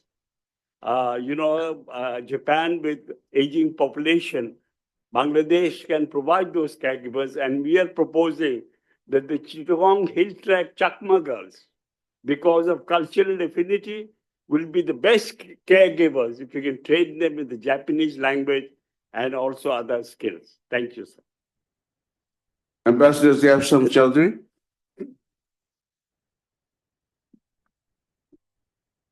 Thank you, thank you, Mr. Chair. I must say I was greatly impressed by Professor Salim Raihan's very clinical presentation and the absolutely brilliant clarity by which he presented some very complex issues. I have just one or two small remarks to make because I'm a career diplomat and I served twice in India, once in Sri Lanka, and my last posting was ambassador in Indonesia. If you forgive me, I feel rather very pessimistic about Bangladesh's prospect in promoting stable and genuinely cooperative relationship with our neighbors. One point that I used to make, I don't know whether a lot of you will agree with me. In 1971, when Bangladesh became an independent country and India had a very important role, I think the expectations from both sides were not aligned. India, I think, played a very important role in the independence of Bangladesh, but I think India had certain expectations from us, which I'm not quite sure went down or which resonated with public sentiment in Bangladesh. And we have seen that as time went on, our relationship with India on any objective view cannot be considered to be of mutual benefit. And also with Myanmar, it's so obvious that we have very serious problems. I'm not very sure, whatever professionalism we might have, an effort we might make, what good prospects are there that we get into a better situation? I won't say any more, but I hope that some enlightenment is provided. Thank you very much. Thank you, Ambassador Chaudhary. Admiral Awal. Thank you, Chair. My question to Mr. Umezaki. Thank you very much for your very candid presentation, and particularly the limitations that you have articulated about the Matabari seaport, which we have been trying to say, but it seems that, it's more of a hype, what sort of potential it has. Now, the limitations are obvious, the shipping limitations, then your no industry in the Maheshkali Matarbari area, then your Northeast India. Now, we are grateful to Prime Minister Shinzo Abe, who articulated this FOIP, where the focus seems to be on the Northeast India, development of Northeast India. And when His Excellency Mr. Kishida gave his view last year in India, so there it appeared that Matabari seaport is going to be a facilitator for the Northeast India's development. But you rightly mentioned that Northeast India is in a very poor state. The combined GDP and per capita would be far below than Bangladesh. So it is not clear to us what the big B which is supposed to be the Dhaka, Chittagong, Cox's Bazar, the industrial growth belt. What sort of role this Big B is going to play here? And if you are given so much of focus on Northeast India and to make it a very hinterland for that, which is a far cry, and it's a commercial port. Bangladesh wants by all means to be a commercial port, not a geopolitical power play point. So in that case, it's a difficult proposition to get the ships and cargo for that port to function. Now, how do you correlate this thing? Your FOIP has the focus on Northeast. No particular mention of the Big B there, but we are concerned with the Big B, where our strategic partnership depends on that. And then Mother Bari is coming up in between, where there is no industry there. All the other parameters have to be functional. Connectivity has to be functional for the shippers to take the goods to Mother Bari. So that's not there. So how do you correlate that? And to Professor Salim Rahan, thank you for your presentation. Now you have mentioned that there can be a move for deferring the graduation status. Now, if you want to defer, I mean, if you are designated as the speaker to persuade the UN that I don't want to, I want to remain infant, I don't want to grow. Now, there's three parameters. The income. Income is on paper $2,827 our income. So none of us will agree to that. So if you say that our statistics are height, slash 50%, come to 1,400, still it is above the threshold of $1,222. So how do you argue to them that you have qualified in such a way, or say that our everything is false? Don't believe us. Then it will put us into more, political risk. Thank you.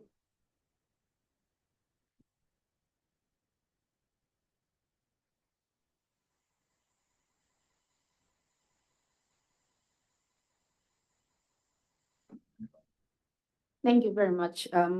Good afternoon, everyone. My question is to both of the panelists regarding the Global Knowledge Index. Bangladesh has been performing very poorly in the past couple of years. In fact, for the past decade. In 2024, we have ranked 113th out of 141 countries, whereas we do not have, quote unquote, big problems in our country, but at the same time, Palestine, with all its big problems, have ranked 97 out of 141 countries.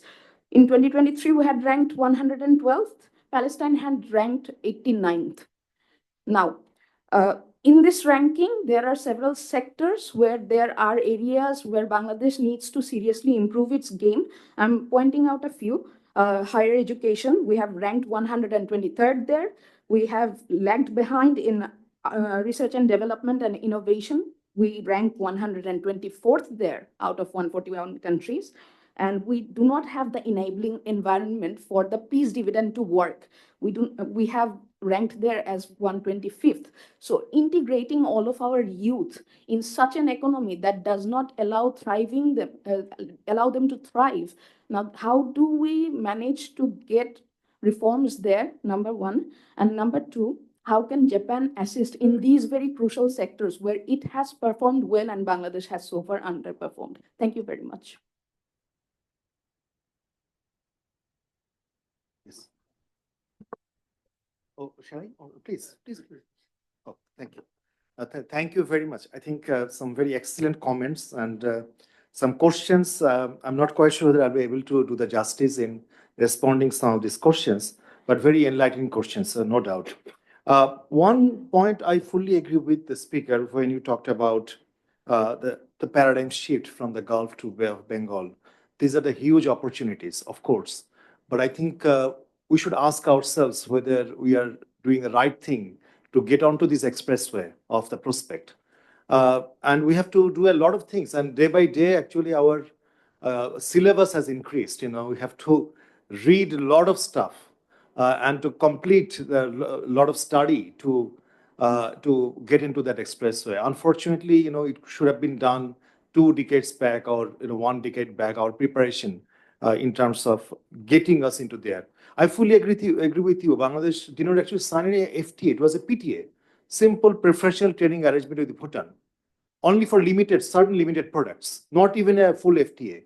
So the country doesn't have a full experience in a right kind of experience in negotiating FTA because there are few issues. Couple one is that being an LDC, Bangladesh always enjoyed preference. So if I want to be a little bit more provocative, Bangladesh was always a preference seeker rather than negotiating on a kind of trade negotiator. Because when you want to really negotiate for an FTA, the country needs to be ready to open up its economy as well. But that was not the case. So we heard a lot of objections from National Board of Revenue that no, you can't do it. You can't go for FTA because these taxes or tariffs on many industries have to be reduced, and the government is going to lose out of its revenue income, where the country has one of the lowest tax GDP ratios in the world, and a large chunk of this revenue comes from taxes, indirect taxes, and import revenues. It's very difficult unless we make a paradigm shift in the tax structure. We will not see that the right kind of negotiation is going to take place for FTA. This is something I think we need to do the right kind of homework. I also share with another honorable speaker about pessimism, whether we are optimistic or pessimist in terms of bilateral relation. I would say that I want to live with hope. I don't want to be that a pessimist because these are realities. There are some dynamic realities. Something what probably thought last year, and we saw that especially even in few days, things can be very different, especially in July and August. Things turned completely into a different shape. But I think there are what Bangladesh, in my view, Bangladesh should definitely and always try to have some good working relation with all its neighbor. There would be definitely there will be, and there will continue to have some bilateral political and problems. But the approach should be positive from Bangladesh's side always to resolve these issues. I just want to remind our very respected audience that when I talk to my Indian researchers or friends or India or Pakistan, and when they show me the data, how much they really spend on military expended in terms of percent of GDP, which is much, probably 2 or 3 or 4 times higher than they spend on health and education. And we can't really fall into that trap. If the country, Bangladesh, as I mentioned, that spends very little on health and education. And if we are into that trap of escalating our military expenditure in terms of maintaining security, I think we need to keep a right kind of balance. So that's the kind of discussion and the positive approach to resolve bilateral issues with our neighbors should always be there from Bangladesh. And we should always, as I said, create pressure on our neighbors that, look, we are showing good gesture and you should also reciprocate in the same way. I think the third question, I think was very important about, first question I really missed about the prospect of SARC. Why not? Of course, SARC is extremely important. And we need to always have, as I said, a positive approach from Bangladesh to whether if we can, revenge the will of SARC process. But we know that how difficult it is too. But probably it is now high time to look beyond this smaller regional integration to bigger Southeast Asian integration. I think my earlier presenter, my colleague, he talked about RCEP, Regional Comprehensive Economic Partnership Agreement, or ASEAN integration. These are extremely important. That go beyond this sub-regional or regional and get into the very bigger Asian integration process. But again, as I said, with a very limited experiences of signing PTA or FTA, I think it will be difficult for Bangladesh. Then Bangladesh needs to actually very, very proactive in that way.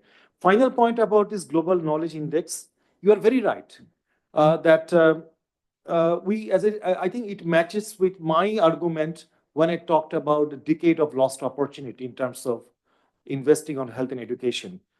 If we compare Bangladesh and Vietnam, I think always when I compare, I get frustrated. Bangladesh and Vietnam, these are two countries. They started almost from the same starting point in mid 80s.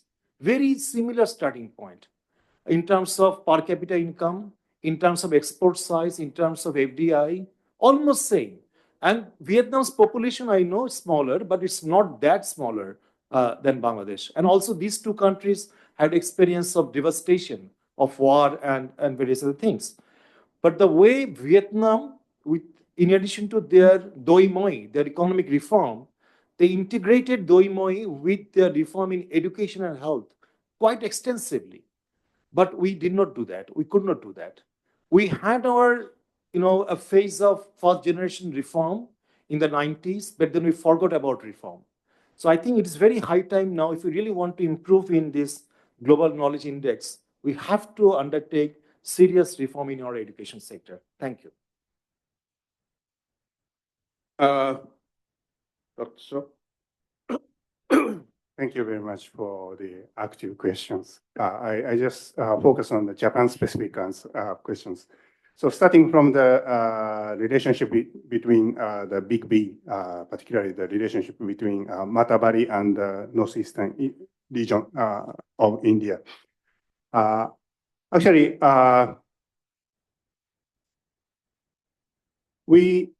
based on the experience of economic cooperation with ASEAN countries, I think Japan believes that the importance of international division of labor.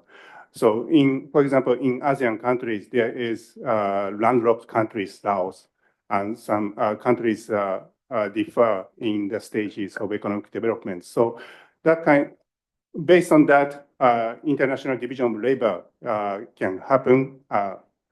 And so particularly for the landlocked countries, they need access to the port to promote the export or something like that. At the same time, when you just started to develop Matabari port, you need to think about the demand for shipping transport. So at this point, there's no significant industry in the Maheshkar Matabari area. So that means it is important to expand the scope of hinterland for the Matabari deep sea port. That is one way to increase the demand for the shipping transport. So in that respect, we don't just say that Matabari is developed for India, northeastern region. We are not saying that. So, but from the viewpoint of Bangladesh, the connection with India, northeastern region, can be utilized to promote the usage of Matabari deep sea port. That is actually my view, my own view. And another important point is that actually I didn't speak in my presentation, but the caregivers. So actually, as you know, in the past EPAs with Indonesia and the Philippines, under that agreement, Japan has received several caregivers from those countries in order to meet the increasing demand in Japan's aging society. So that could be the agenda for the EPA negotiations between Japan and Bangladesh. I don't know exactly what can happen in the negotiations. And last point regarding the global knowledge index, what can Japan do? Indeed, the first step is, I think, Bangladesh needs to have your own strategy.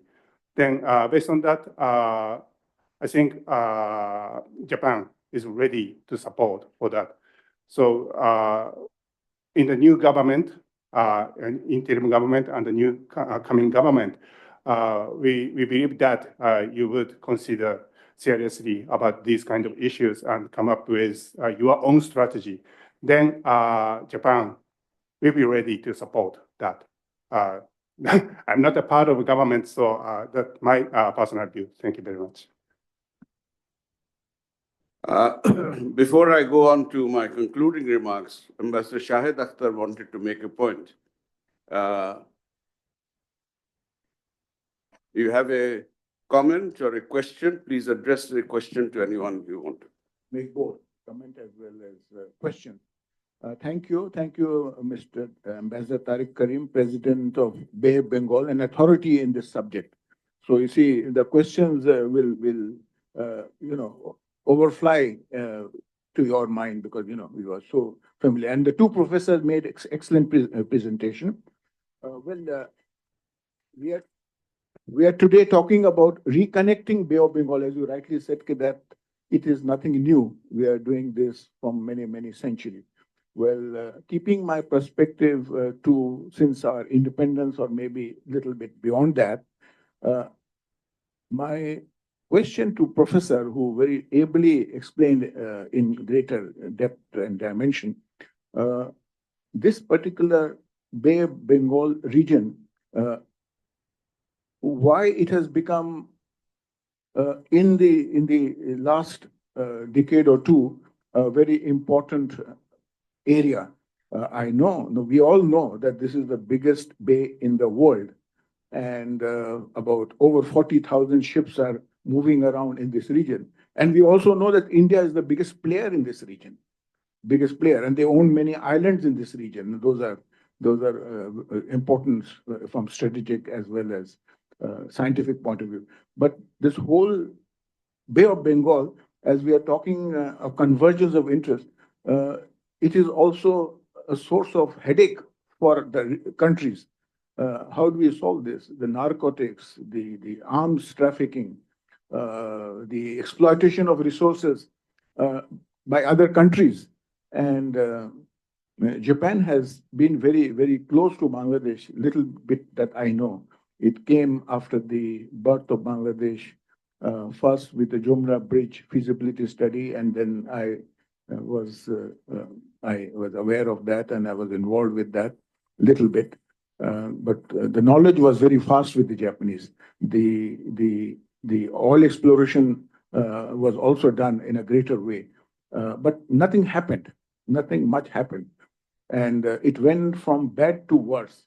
The pollution and in every level it has gone. So this is something is a dilemma to me. We talk about it, but we have not been able to do, which is not a very difficult. I'm not talking about the political economy in this area. It's just the general interest that we all have for this region. And coming to Professor Salman al-Haq, he very ably mentioned about moving from LDC to mid-income. Of course, he gave a very good explanation. I don't want to dwell on that. But my concern is that we are already low income, what do you call that? Low mid-income group. We just want to move into the mid-income group, which the UN has given the deadline, and I think we are moving. And it is also in the interest of the country to move ahead rather than move backward, because once you stop, you might be derailed. So you see, and that will create a bad for the oncoming generation, and that is very important. But as you rightly said, that we have not been able to make much headway, despite that the BIMSTEC headquarters, the name itself, Bay of Bengal, and it was coined by one of our foreign secretary.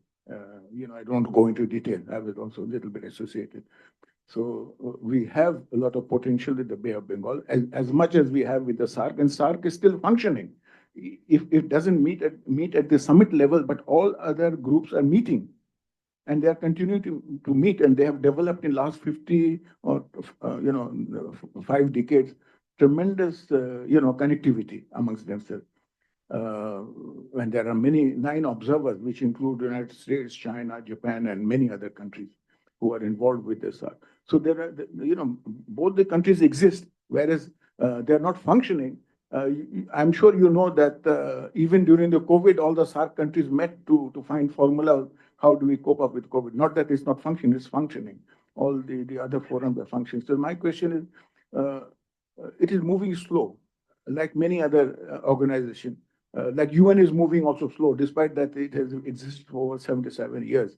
We don't want to look for another organization, but it has been fun. We don't want to increase the Security Council members. Japan is very keen. Are we going to have more peace once we have more Security Council members? That's my question. Well, with these words, I'm sure our president, who's, organizing this particular, discussion, has sufficient knowledge to share with us. Thank you. Would you like to make quick comments? Yes, please. No, I think, thank you so much. I'll leave many of these questions to Ambassador Tariq Karim to answer to you, because I think he holds the authority. I think I forgot to mention about this LDC graduation, and you also rightly mentioned that. I think in the white paper report, what we suggested that the graduation actually should take place in 2026. But it is also important that keeping in mind some of the experience of the other countries who graduated, that some of the unwanted events can actually make your decision, or you change the decision. In my view, my personal view is that still we have 2 more years, and we want to see how the economy or the political situation takes shape in Bangladesh, because this is also very important. That there are experiences, for example, in Nepal, after the earthquake, they actually postponed this graduation and they shifted and they requested UN CDP to delay the process. But I think there is a growing demand in Bangladesh from important business community for the delaying the process. There are pros and cons. Probably there is obvious that Bangladesh can't do it. The CDP may not agree. But my personal view is that the discussion will actually take place in the next 1 year or so. And depending on that, if the government decide to make a request to the CDP to make some arrangement, that it will be completely the CDP, UN CDP, they will actually come to a conclusion or decision based on the request. But I see that the kind of very differing views on this graduation process. While probably academic like us, maybe I'm in favor of getting the graduation done by 2026, but I'm quite sure many business people, they are not really in favor of it, especially the stakeholders from the garments industry. Thank you. Just want to add some my views on the so-called lost decades of the Bay of Bengal. So maybe there are several reasons. So the biggest player, India, the economic growth of India was geographically biased to the west, not on the east side of the country. And also, this is also related to the LDC status. So because Bangladesh, the LDC status was very beneficial to the country. But because of that, Bangladesh actually did not need to think about the upgrading of industrial structure for a long time. And compared to ASEAN countries, they have more competition within the members, like Malaysia, Thailand, Indonesia. They were competing each other in one aspect. And on the other side, they were cooperating. So that kind of a relationship is provided some kind of momentum to ASEAN member states, I believe. Looking at Bangladesh, you are not, in the neighboring countries, you are not in a very strong competition. Bangladesh is the world biggest players in the garment sector, very strong. Then there were no competitor in the neighborhood. Then that kind of situation allowed the country not to consider the upgrading of industrial structure so far. So maybe these kind of issues are related to the slower progress of economic development in the Bay of Bengal, and also Myanmar issues as well. Yeah, thank you. Thank you. If others have questions, I'd request them to hold them. You will have time to just interact individually or collectively with the speakers. We have run out of time. So forgive me if I'm not entertaining any more questions. I'll just come to my concluding remarks.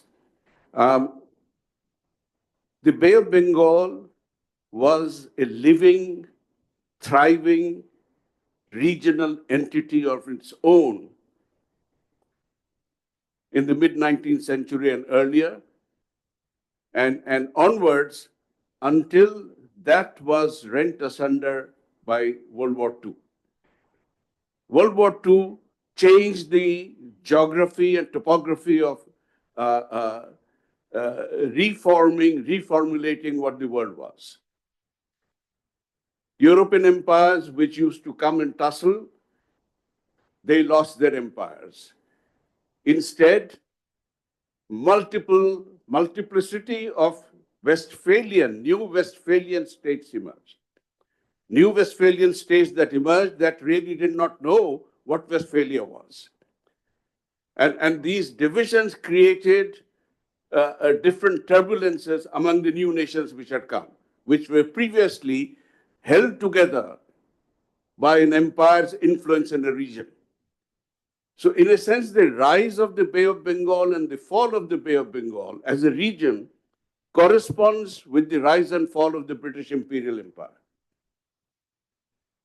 When the regional entity collapsed, it was at the same time that the entity that was the most integrated region in the world at that time, the former Indian civilizational subcontinent, also became the least integrated region. And that is the fight that we have been struggling with ever since. Now, I have a tendency always to try and look at maps and try and figure out what we are talking about, does it relate to that? And if you see the map, if somebody will put up the map there, if you look at that map, the focus of trade has shifted to the Indian Ocean, to Asia. There are statistics that say how much of the trade has come this way. And it was an American strategic thinker, Admiral Nuehan, who had predicted way back in the late 19th century that a time will come when whoever controls or rules the Asian waters will rule Asia and the world. The focus of world trade is now in the Indian Ocean and what is called the Indo-Pacific. Whether you call it Indo-Pacific or BRI, it's basically the same. And both narratives bring us into the Bay of Bengal. Now, how are we then, a tiny blip, going to make ourselves a player in the Bay of Bengal? Our history was always one of a connector. We were a prosperous Bengal even before the British came, even before the Mughal rules. And that is, I think, what we are trying to redefine for ourselves when we look forward. You mentioned about BIMSTEC and how BIMSTEC came about. BIMSTEC came about because people here got, and I was part of the process at that time until I left in the mid-90s, when we were going to celebrate a decade of SARC, and SARC was going nowhere. From 2.3% of intra-regional trade, it had come to 100%, 5%, whereas it was far behind all the other regional groupings that were functioning at that time. And so we started groping that can we do sub-regional cooperation, which, if successful in one unit, will spark the fire and inspiration in others to say, if they can do it, why cannot we do it? The idea of BBI came then, it didn't happen because the smaller countries still feared India.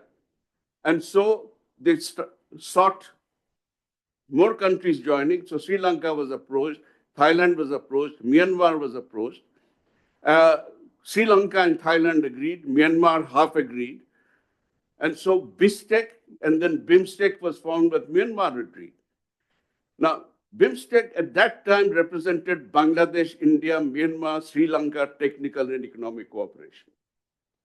When Nepal and Bhutan, who were supposed to also be part of the regional configuration, said, what crime have we done? You have just dished us.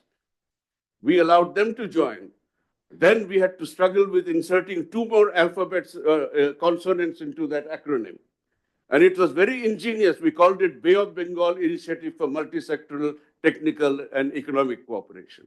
That was very ingenious. But look at it. Is it the Bay of Bengal? You leave out Malaysia, you leave out Indonesia, you leave out Singapore. It's not the Bay of Bengal. Now, the fact is the Bay of Bengal has become central to this trade, which is coming from the western edges of the Indian Ocean, from America and Europe through there, and going to the eastern edges.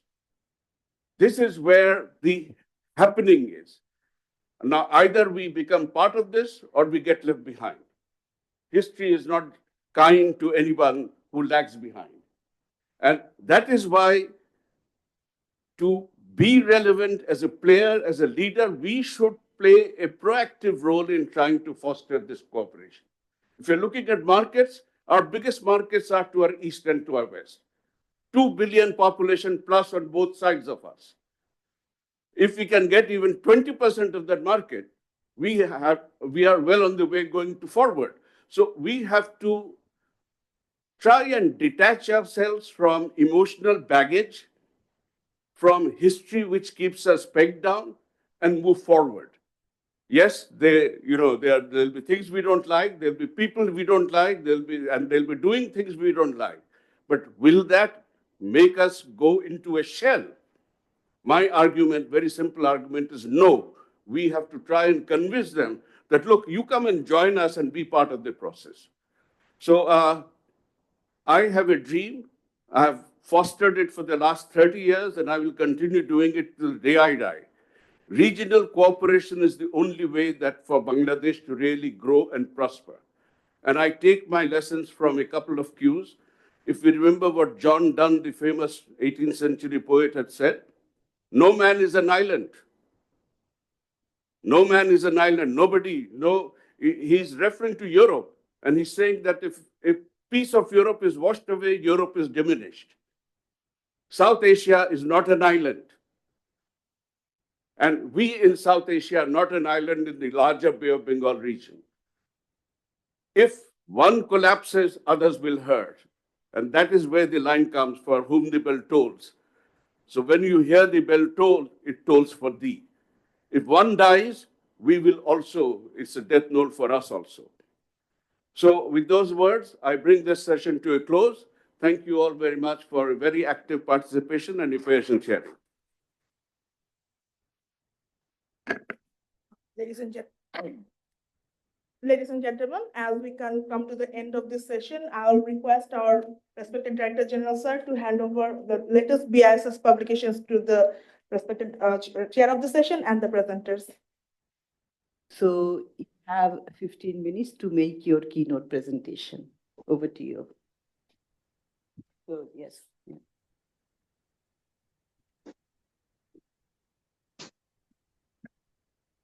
Thank you very much for the introduction. Excellencies, ladies and gentlemen, it's a great honor for me to talk about. I'm an empirical economist, so I like figures.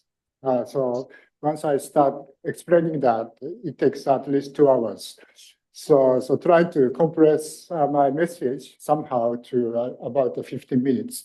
So the title is Connectivity and Economic Growth, Lessons from ASEAN Experiences to South Asia. So I do not have much knowledge on this country or South Asia. That is pretty novice. But I worked for ASEAN member states for a long time. I did the chief economist of the Economic Research Institute of ASEAN and East Asia, located in Jakarta, and doing a sort of back and forth shuttling from Tokyo and Jakarta 3 times a month in the past 16 years. So what I'd like to talk about is why connectivity. Why connectivity is important. And of course, we have social aspects, people-to-people connectivity and others. But in economic terms, I think now Bangladesh is to upgrade its industrial structure. The shocks are coming from GSP stopping, talking about FTAs now, and then export diversification is important. You have to do innovation. On the other hand, Bangladesh has a large population and also relatively scarce natural resources. I think these are very important initial conditions you have to find some industries generate a lot of employment because of a large population. And also you have to find some industries who can earn foreign currencies somehow. And also you need some industries to generate innovation. So that's different from small countries or different from resource-rich countries. So ASEAN is probably a good reference. What they did is that international production networks in my wording, and particularly machinery industry. Why machinery industry? Because machinery industry needs a lot of parts and components. So that's why that is already connected to various industries automatically. And also many firms, many stakeholders are coming in the machinery industry. So naturally, we have task by task international division of labor rather than industry by industry division of labor. So in order to make task by task in international division of labor, we need connectivity. And so that's both institutional connectivity like free trade, tax cut, or trade facilitation and others, and also physical connectivity, talking about logistic infrastructure, and also forming industrial agglomeration over there. So by doing that, the ASEAN member states have enjoyed technology transfer, technology spillover, particularly from multinationals to local firms over there. And also that generates a lot of productivity growth over there. So I think that's one difference. Probably you do not really see that even in India yet. India is not coming to IPNs yet, actually. So I can show some figures. So based on, in order to understand why task by task division, international division of labor needs connectivity, we have so-called fragmentation theory. This is a very simplistic one. Basically, before fragmentation of production, so fragmentation is sometimes a bad word for political scientists, but here, no, talking about the fragmentation of production processes into production blocks. So before fragmentation, so there's a big, imagine that there's a big factory doing everything from R&D to sales. Those are naturally located in, say, developed countries. But now, if you look at each production processes, then some are good to located in the developed countries, but some would be nice to located in developing countries in order to save the total production cost. So the firm may want to fragment production processes and locate in different places. So that's fragmentation of production in this context. So in order to do this, we have two conditions. Two conditions has to be met. One is that in production blocks, we need production cost saving. Otherwise, it doesn't make sense. Say in case of ASEAN member states, so this fragmentation started in the connection with the developed countries, including Japan and others. So natural reason why they can invite production blocks is wage differentials, of course. So that's a major one, but that's not the only one. Sometimes some places are having a good connectivity and others, and then they can attract that. So they have to save that. We have to save the cost of production in production blocks. That's one.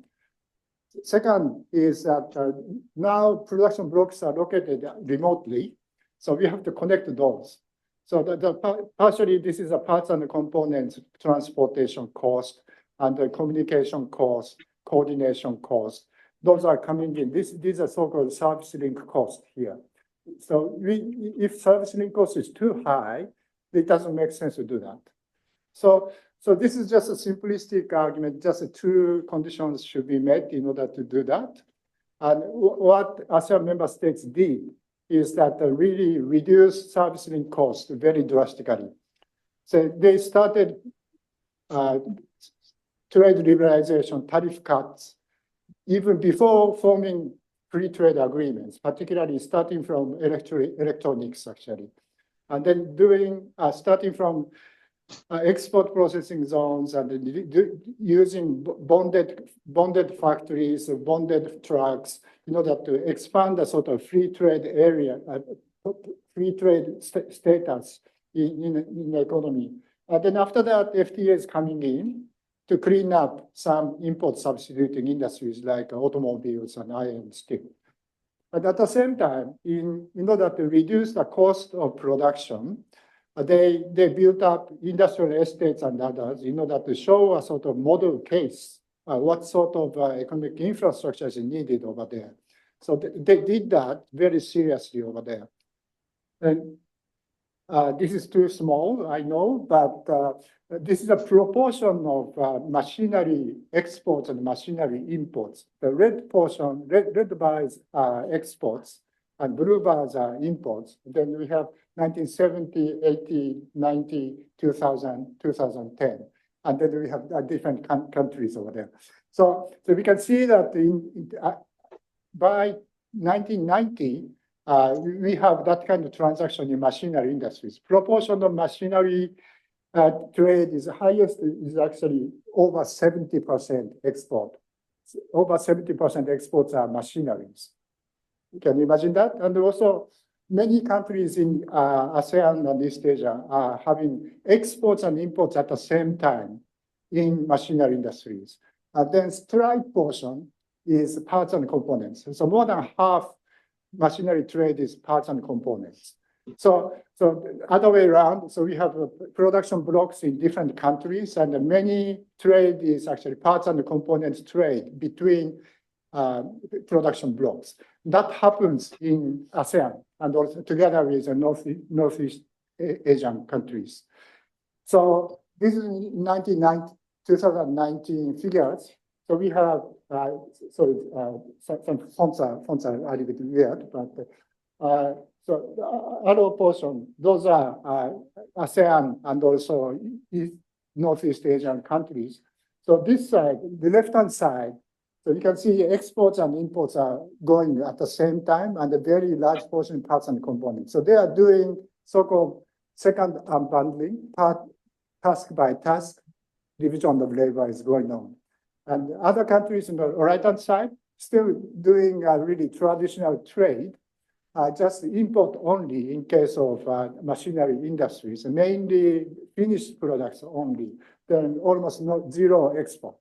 So still, India is somewhere in the middle. There's no Bangladesh here, but I'm sure that still Bangladesh is on the right-hand side over there. So some countries are doing this, some are not almost at all. So that's a sort of nature of international division of labor here. So this is using a sort of gravity equation analysis, but so I just skipped that. By the way, I'm very happy to share the slides to everybody. So just ask organizers, and then I'm happy to share that. So please do that. It takes time to read this, actually. You can read many things. India is not at all in this network, actually. So this is one very important information that we can see that. So the fragmentation theory is very important in order to join international production networks. But that's not the end of the story, particularly for big countries with a big population, probably in Bangladesh. So we really have to form industrial agglomeration at the same time. Industrial agglomeration can go with really outside links. At the same time, a lot of local transactions, because many transactions need geographical proximity. So once we like to do just-in-time system, then parts and components should be provided at least once in 2 hours to reduce the inventory cost and other things. So in order to do that, we have to form industrial agglomeration within the 100-kilometer diameter, actually. So that happens in Thailand, that happens in Malaysia and other places. So the transactions between multinationals and local firms occur only in industrial agglomeration, only in geographical proximity. Otherwise, the transactions need trust, right? And then so local firms cannot gain trust so very easily. So at the beginning, they really need a geographical proximity to multinationals over there. But once that happens, and then many technological informations are really flowing from multinationals to local firms. Sometimes multinationals are not really willing to do that, but local firms tend to have price competitiveness. So if they gain non-price competitiveness, then they can actually willing to disclose some part of the technologies over there. So industrial agglomeration is once formed, and many people are talking about the local firms development, SMEs and others. Definitely we need industrial agglomeration. Otherwise, that kind of spillovers from multinationals locally set production sites over there doesn't really happen. So actually, it's a buyer, could be multinational, then multinational may provide some sort of procurement agreement with local firms. Then if multinationals have an incentive for doing technological transfer, then local firms productivity goes up. So that really happens in ASEAN member states. So I understand that sort of sentiment to multinationals sometimes in developing countries, of course. But this is one good example that both can have incentive for doing this, not really a sort of hostile, not necessarily a sort of hostile or a competition situation, but they have incentive for doing that. And then policy to support IPNs. So we have so-called second unbundling. This is task by task division of labor. So we need institutional connectivity and physical connectivity. Institutional connectivity going beyond WTO-based trade liberalization. That is, we need overall tariff removal because production blocks are really, production networks are very complicated. So usually policymakers cannot really calculate what sort of parts and components are needed, actually. So we need overall tariff removal and then trade facilitation. So extremely important here, not just tariff cuts. And also TBT, technical barriers to trade, B2B services liberalization, FDI liberalization in manufacturing at least. Those are needed in order to do that. Physical connectivity, high-grade logistics infrastructure that includes, let's say, full-scale ports, airports, multimodal connectivity, urban, suburban development, those kinds of things. So that's the second unbundling. So ASEAN member states really did that.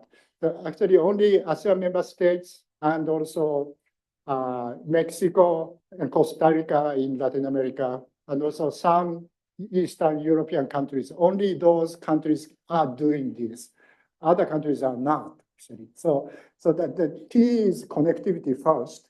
So I think Bangladesh can get connectivity, then so naturally, it's really for firms, a really natural choice would be a sort of Bangladesh, actually. So I didn't talk about the third unbundling. Actually, so this is coming in digital age. International division of labor could be person by person, actually. So that's a third unbundling. Still, the amount of money flowing in that context is not very huge, but in the future, that will be very important.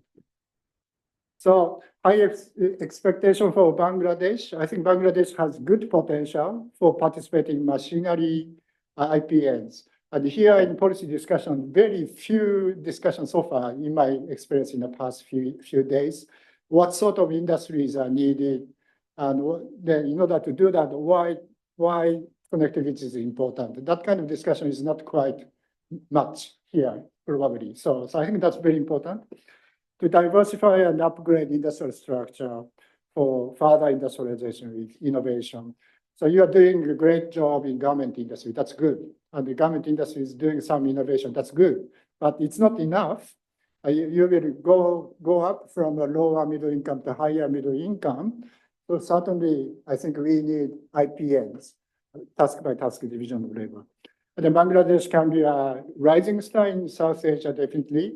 India is very slow in doing that. They are doing a lot in domestically, but the logistic links are still pretty primitive, and you can do much more. So in that context too, your development in the southern part and a big port and also industrial estates, those could be as a very important trigger to step into the real connectivity for industrialization. So these are references. Not much over time. That's good. Thank you very much.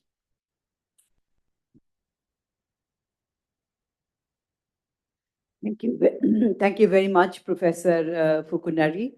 That was an excellent presentation. And you have covered all the important issues which are very much relevant for Bangladesh and also South Asian countries. And as I have promised that I have a distinguished set of panelists who have been working on the issue and the theme you have just touched upon. And some of them are, at least two of Bangladeshi panelists, they are into the operational field. So they can share also their practical experiences in connecting with the region and beyond. So what I'll do that, as I have mentioned that we do not have paucity of time, so we can discuss at length. So I will have 2 rounds of discussions among the panelists here. So first I will ask a common, maybe a little different specific questions to specific speakers, and you will reflect on the issue for 5 minutes. Then I'll come back again for the second round. Then you'll have 3 minutes, and then I will open the floor. So then the audience and who are also distinguished experts, I can see in front of me, they can share their opinion and insights, or they can also ask questions. So let me start with Dr. M. Mashur Riaz, who is the chairman and CEO of think tank Policy Research Bangladesh. So, Dr. Riaz, I have for you the theme under bridging policy gaps. So, policy is very important, and what kind of policy lessons the South Asian countries take from the ASEAN experiences? And to be more specific, I think, policies also work. It doesn't work in isolation. For policy implementation, you need institutional framework.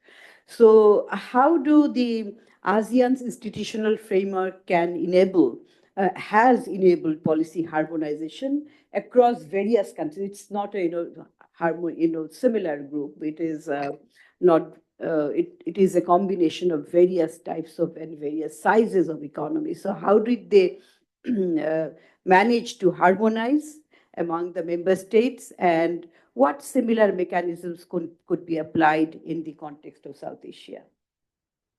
Thank you, Dr. Famida Khatun. Distinguished ladies and gentlemen, very good afternoon and Assalamu alaikum.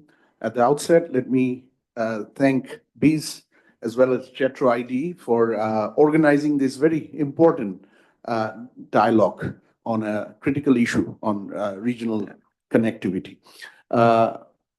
Wonderful presentation by Kimura-san, which looked at different angles of global value chain orientation in global production networks, how ASEAN and different Asian countries fare in that space. So being very specific in response to the question Dr. Famida Khatun just posed, what are the institutional framework, or how do ASEAN countries engage through institutional frameworks in policy formulation or policy making?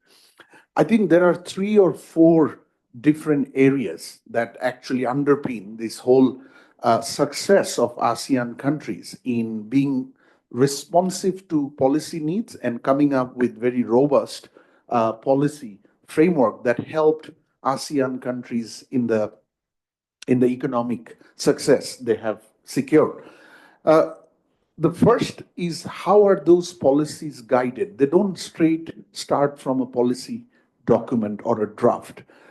It is very important, whether it's ASEAN or SAARC or European Union or Marcus or the East African trade integration region. It is always critical to start with a shared vision, win-win approach as to why that policy and what that policy is trying to achieve, why it's important for all the member states or the important stakeholders. What's in it for them to gain and what's in it for them to lose if such policies or the policy response is not taken in time. So what we have seen in ASEAN throughout its existence, they have actually informed their policy approaches with development of a solid, concrete, shared vision with clear gains and losses or risks for their member states.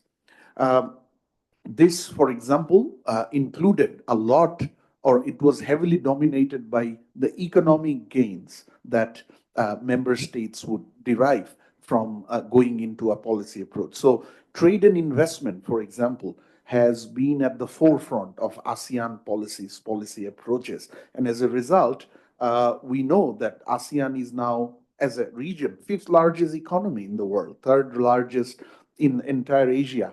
And during this time, I think ASEAN, some of the ASEAN numbers, the trade went up to, more than $1 trillion with 1.8 trillion just being export. And during this time, they have secured something which has been literally impossible for South Asia: intra-regional economic cooperation. The intra-regional export in ASEAN 2023 stands at 22% of their total trade. For South Asia, less than 5%. Ambassador Tariq Karim is here. He has been acting on that for a very long time, advocating for that since he was there, based in Delhi.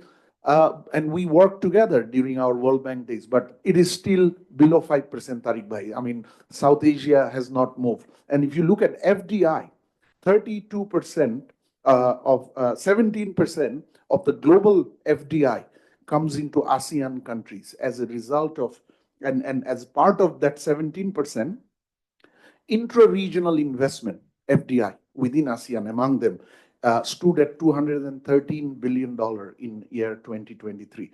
South Asia, less than 1% of its total investment. So there is a lot to learn, this shared vision. Second, I would say what helps them, they have active platforms to facilitate the dialogue, actual execution and consensus building and execution of these policies. The ASEAN Regional Forum, for example, ARF, East Asia Summit that they hold regularly, EAP, the ASEAN Economic Community that started in 2015 and has been delivering very heavily on the economic front, and the AFTA, the ASEAN Free Trade Agreement, which is now it started in 1992. They all led to very serious, concrete gain for all the members, and that enabled the right policies. I'll take 1 more minute, Chair.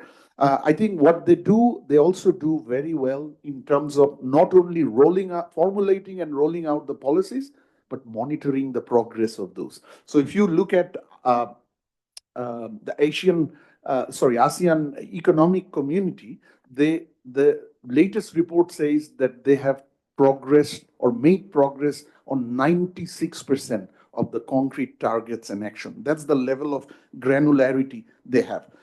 In this policy approach, there are also, in addition to this, very granular institutional framework, there are also some soft institutional backbones that help them in this. What are those? And something I'm going to start that doesn't work at all in South Asia context. Non-dominance by one single power. South Asia, SAARC, completely came to grinding halt by effort by one of its members to exert dominance on all others and come with, rather than win-win interests, unilateral interests. That is not the case in ASEAN. That's one. Second, flexible approach. And this is something very contrasting to EU. EU, while it is the most successful regional bloc, they're often considered very rigid, and their member countries often do not get any leeway that they need in terms of flexibility in discussion that ASEAN does. And finally, I would say another soft enabler in this policy making was very concrete engagement with global powers, United States, China, Japan, and so many others, which really helped them in moving these policies with concrete gains. Thank you. I'll stop here.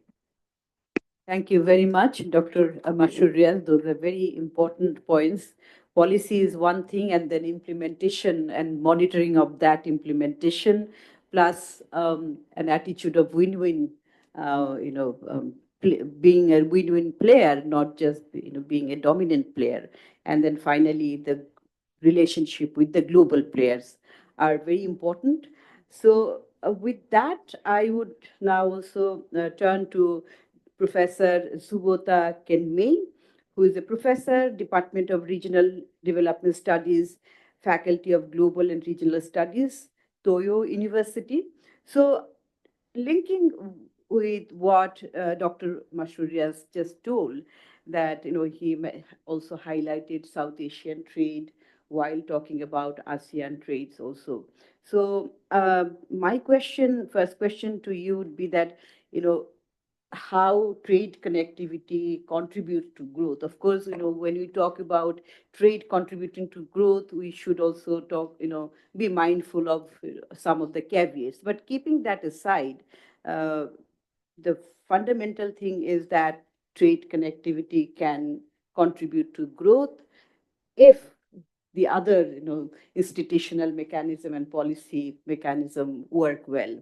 So do you have any comment on or your experiences about trade between countries within South Asia by taking into account ASEAN experiences?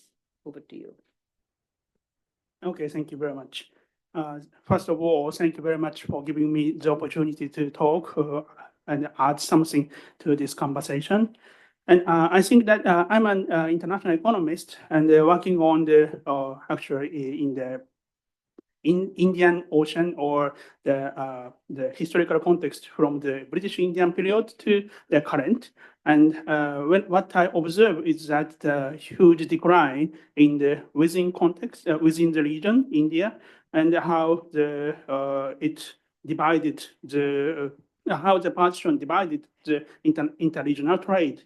But according to my current research, that using the maritime trade, the historical context is deeply declined, but it was because of the partition.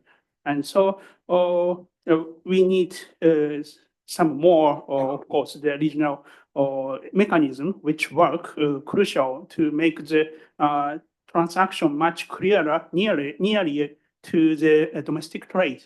I mean that it was within the same region. So the current international trade was much was something called the domestic, but now it became international. So the old obstacles comes from the international trade, something like the trade tariffs and the non-tariff barriers have to be eliminated. So this is the critical importance. And I think that one of the most important part is that having the expectation of more regional integration, we should expect more trade on land and trade on the sea. And then consequently that each region would have to have the regional hubs.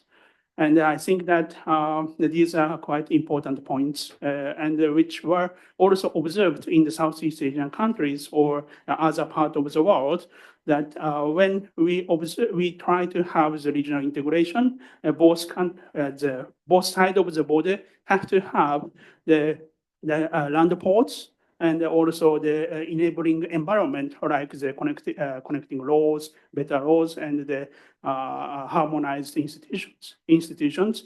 And so these are something very much important and which are still not well prepared in these regions, I think. And one more thing is that I may ask that if we have the regional integration in South Asia deeply, and then would it be the same economic geography happened in the British India? I mean, do we come back to the past? Or can we see the different future? Of course, we should see the different future because we have the, about 70 years of the accumulation of the development and growth. And so what we want to see or what we would see should be different. And also it would be added onto the efforts by the all parties, I think. Thank you very much. Thank you very much, Professor Kinmei, for those important points. You have highlighted the barriers in terms of tariff and non-tariff barriers, and also strengthening the institutions once again. So I would now turn to Mr. Shams Mahmood. He's the president, Bangladesh Thai Chamber of Commerce and Industry. So I would specifically be interested about the supply chain resilience because this is very important for enhancing trade connectivity, and ASEAN has definitely been successful in maintaining or at least keeping the supply chain resilience better than many other parts of the region. And to that, what kind of policy measures have enabled the ASEAN countries to become a global trade hub and achieve supply chain resilience? Thank you, Chair. Assalamu alaikum to everyone, distinguished gentlemen and ladies. One of the things that in the presentation that we had, it was clearly lined out that instead of concentration of all the processes in one particular place, every country can play their role in facilitating the trade. For example, like if we look into ASEAN, in principle, two words symbolize the entire trade bloc. It is wealth creation. All the member states of ASEAN, they create wealth within the bloc. But if we look into Bangladesh, it is more based on pass-through policies that we have. So the wealth isn't retained in Bangladesh, it is rather drained out. So that is, I think, for us, when we look from a business perspective, the fundamental identification of the ASEAN trade bloc. And ASEAN, if we look into the supply chain, it actually facilitates trade and services. We talk about trade, but services is also a really important component of this. And if we look into the historical data, the timeline, we see they have been working for eliminating the tariff lines, then addressing non-tariff barriers, and also digitization of trade facilitation has taken place. In Bangladesh, we have tried this, but unfortunately, the more digitized we try to get, like we're still stuck in the when AI has taken over the landscape, we are still talking about digitizing the processes. And if we look into ASEAN for the supply chain, the customs transit system, then the ASEAN single window system, ASEAN self-certification system. So all these systems are in place to facilitate trade and the free movement of components within the countries. And what this has done, in other words, has attracted FDI, because now if a company wants to invest in an ASEAN, in the bloc, instead of investing all the money in one particular country, they can break it down into 3, 4 countries. So if, for example, one of the countries become unstable due to political changeover or anything happens, they can easily shift that particular component out of the country and take it somewhere else. So this, in a way, makes the supply chain very resilient. And also, like in Bangladesh, we had this thing. We tried this. We are the second largest exporters of RMG. so one of the programs that we did with Zara Inditex was that we did the making of the garments in Bangladesh. We did the wet processing, where we washed the denim fabric, but there's another part to it. It's called dry processing, where you just use a laser machine to have different effects on the on the jeans. So the entire thing was done in Bangladesh, but only the dry process was done in Portugal. And because the robots are doing it, and you just need one single human to do 10 genes, but it was value-added product. So those sort of things, when you do decentralization of the entire product process, you can add value to it. And like the ASEAN countries, the other thing was really important, that the services, like the financial services, that is also really important. Like the bank guarantees which one country gives is recognized by another country. But in Bangladeshi context, we do not see this. That it's for us investors, business people, this has become a really big problem. So whatever measures we see undertaken by the ASEAN countries, whenever one of the member states takes a policy, they take all the interest of all the member countries into account. And then they come with a single voice, which is really important, and which at the end of the day helps the supply chain and also helps all the companies along the supply chain to do wealth creation. Thank you. I just have a question. In fact, two. So when you talk about decentralization, you're saying that it can add value to it. Doesn't it also increase the cost? First question. Second one is, by financial services, what kind of financial service? What are the specific bottlenecks you're talking about? For example, like the low-cost funds for the greening, once we graduate from LDC, there's a green transition will be very important for Bangladesh, for the EU, exposed to EU. Now, in ASEAN countries, we see there's an energy policy. There's a common energy policy where they have net zero emission levels being set within the bloc. But in Bangladesh, we don't see any such measures. Like regionally, there aren't any discussions being held at all. Each country is doing it ad hoc basis. So once we look into financing for the green transition in Bangladesh, I have to reach out to local source of borrowing, which is very expensive at the moment, or go to EU source of funds. But in ASEAN country, there are different funds within the bloc, which are low cost, which the companies have access to. So that is really important. And the decentralization part, right now, another business model is becoming really popular is FOC, free of cost. So all the components, especially outerwear jackets, they are supplied from South Korea, China, or Taiwan. And we just do the stitching and do the value addition here, and then it's exported out. And this is also really important, this sector, because outerwear jackets are very expensive, the price point in stores.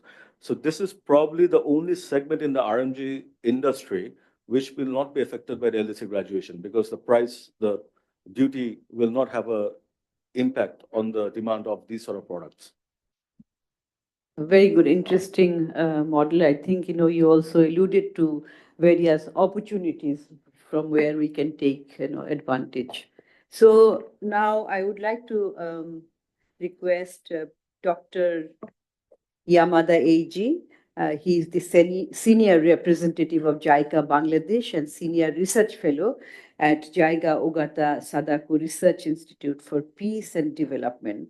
So I would also, request you to dwell on the infrastructure growth for socio-economic development. So how, particularly in the context of Japan, ASEAN, how that connectivity has been useful for mutual benefit. Okay, thank you very much. So yes, so I think you mentioned about the Japan ASEAN Connectivity Initiative that actually provide a variable framework for Bangladesh for learning purpose because it is encompassing key areas such as transportation infrastructure, digital connectivity, and energy connectivity, human connectivity, and maritime cooperation and supply chain resilience. So these are all critical to enhancing regional trade and also regional supply chains and facilitating knowledge exchange. So that is true. And also, we also should note that the existing initiative for Bangladesh, such as BIMSTEC, SASEC, and SAC, those actually have the similar agenda as Japan National Connectivity Initiative. So physical infrastructure, so I think undoubtedly crucial. So there are, for example, the Matabar seaport that will be a game changer for the maritime trade, and there are various plans of railway connectivity, border infrastructures, and other road infrastructure, and also air transportation. So those are on the table, and the plan is gradually developing. But however, I think we must recognize that infrastructure alone is not sufficient. So Bangladesh needs to create more enable environment for trade and investment. So I think that Kimura Sensei also pointed out that institutional connectivity is also required, and more or before the institutional and the physical connectivity, the Bangladesh issue itself should be ready to be connected with the other part of South Asian countries and also the ASEAN countries. So I mean that how to become a more trustworthy investment destination and also more trustworthy trade partners. So there would be some important agendas to become such trustworthy partners. So in order to do that, the Bangladesh needs to develop the institutional mechanism for better investment climate through the consolidating the fragmented authorities in the government, and also consolidate and also empower the government services to the investors, such as OSS or one-stop services, and also improve the predictabilities for the investors for the investors for their planning. For example, you know that the bidder or bidder, they have a lot of incentives that is promised to the investors, but those incentives sometimes abruptly nullified by the statutory regulatory orders by the tax authorities. So this inconsistency in the investment incentive schemes actually making the investment in Bangladesh very unpredictable. So these are the very often concerns that we hear from the investors, especially investors in this country. And in this regard, I think the recent move by the bidder and bidder to make some special economic zone and economic zones, some model economic zone creation by the bidder is a very promising work to increase the predictability for the investors. So these are, I don't know whether I can answer your question, but this internal reform in Bangladesh is, I think, now very critical to reap the benefit of the international connectivity, both in terms of infrastructure and those institutions. Thank you. Thank you very much, Dr. A.G. Indeed, you have touched upon a very important aspect, actually. So trade and investment cannot be, attracted unless there is reform, adequate reform. And while talking about reforms, you specifically mentioned about the policy inconsistency among various departments and organizations within the government. Very useful, actually. I mean, your points regarding the efficiency or improving the efficiency of the one-stop services, predictability of policies, and also making institutions stronger. Very, very important. Really, this I appreciate very much for this, and we'll hear more from you in the next round. Now, in this round, I have the last speaker, Mr. Tariq Rafi Bhuiya, June. He is the president of Japan-Bangladesh Chamber of Commerce Industry. So I would request you to focus on finance. We heard about the institutions, trade, then also physical infrastructure. But one of the important component is finance, because unless you have adequate finance for investment, these are not going to be implemented. And we hear, I mean, not only in case of infrastructure or trade or connectivity, the need for finance is huge.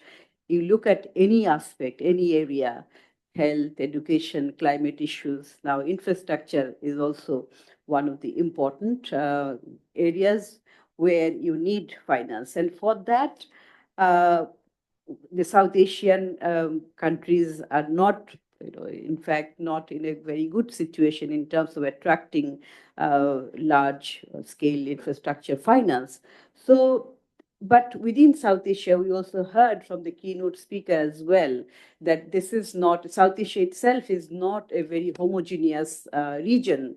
Here we have large developing country, we have least developed country, we have landlocked countries. So each country has its own demand, but some of the demands are similar, but not all. So within this diverse landscape of South Asia, how can these countries attract adequate, sustainable investment for infrastructure development? Thank you very much, Dr. Fahmida. Good afternoon. Konnichiwa. Assalamu alaikum. So I think, yes, this is a very interesting topic that we are talking about. If we look at ASEAN, ASEAN has been very successful in attracting the multilateral funding. So if we talk about it, like, Asian Development Bank, ADB, World Bank, AIIB have actually played pivotal roles in funding the infrastructure of ASEAN. So suppose, ADB's ASEAN Infrastructure Fund has mobilized more than $1 billion for co-financing transport and energy projects. They have also, looked at that through guarantees and concessional financing, innovative mechanism, like they have used green bonds, sustainability-linked loans to de-risk the projects. But if we look at Bangladesh, or if we look at South Asia, we have to talk about SAARC or BIMSTEC.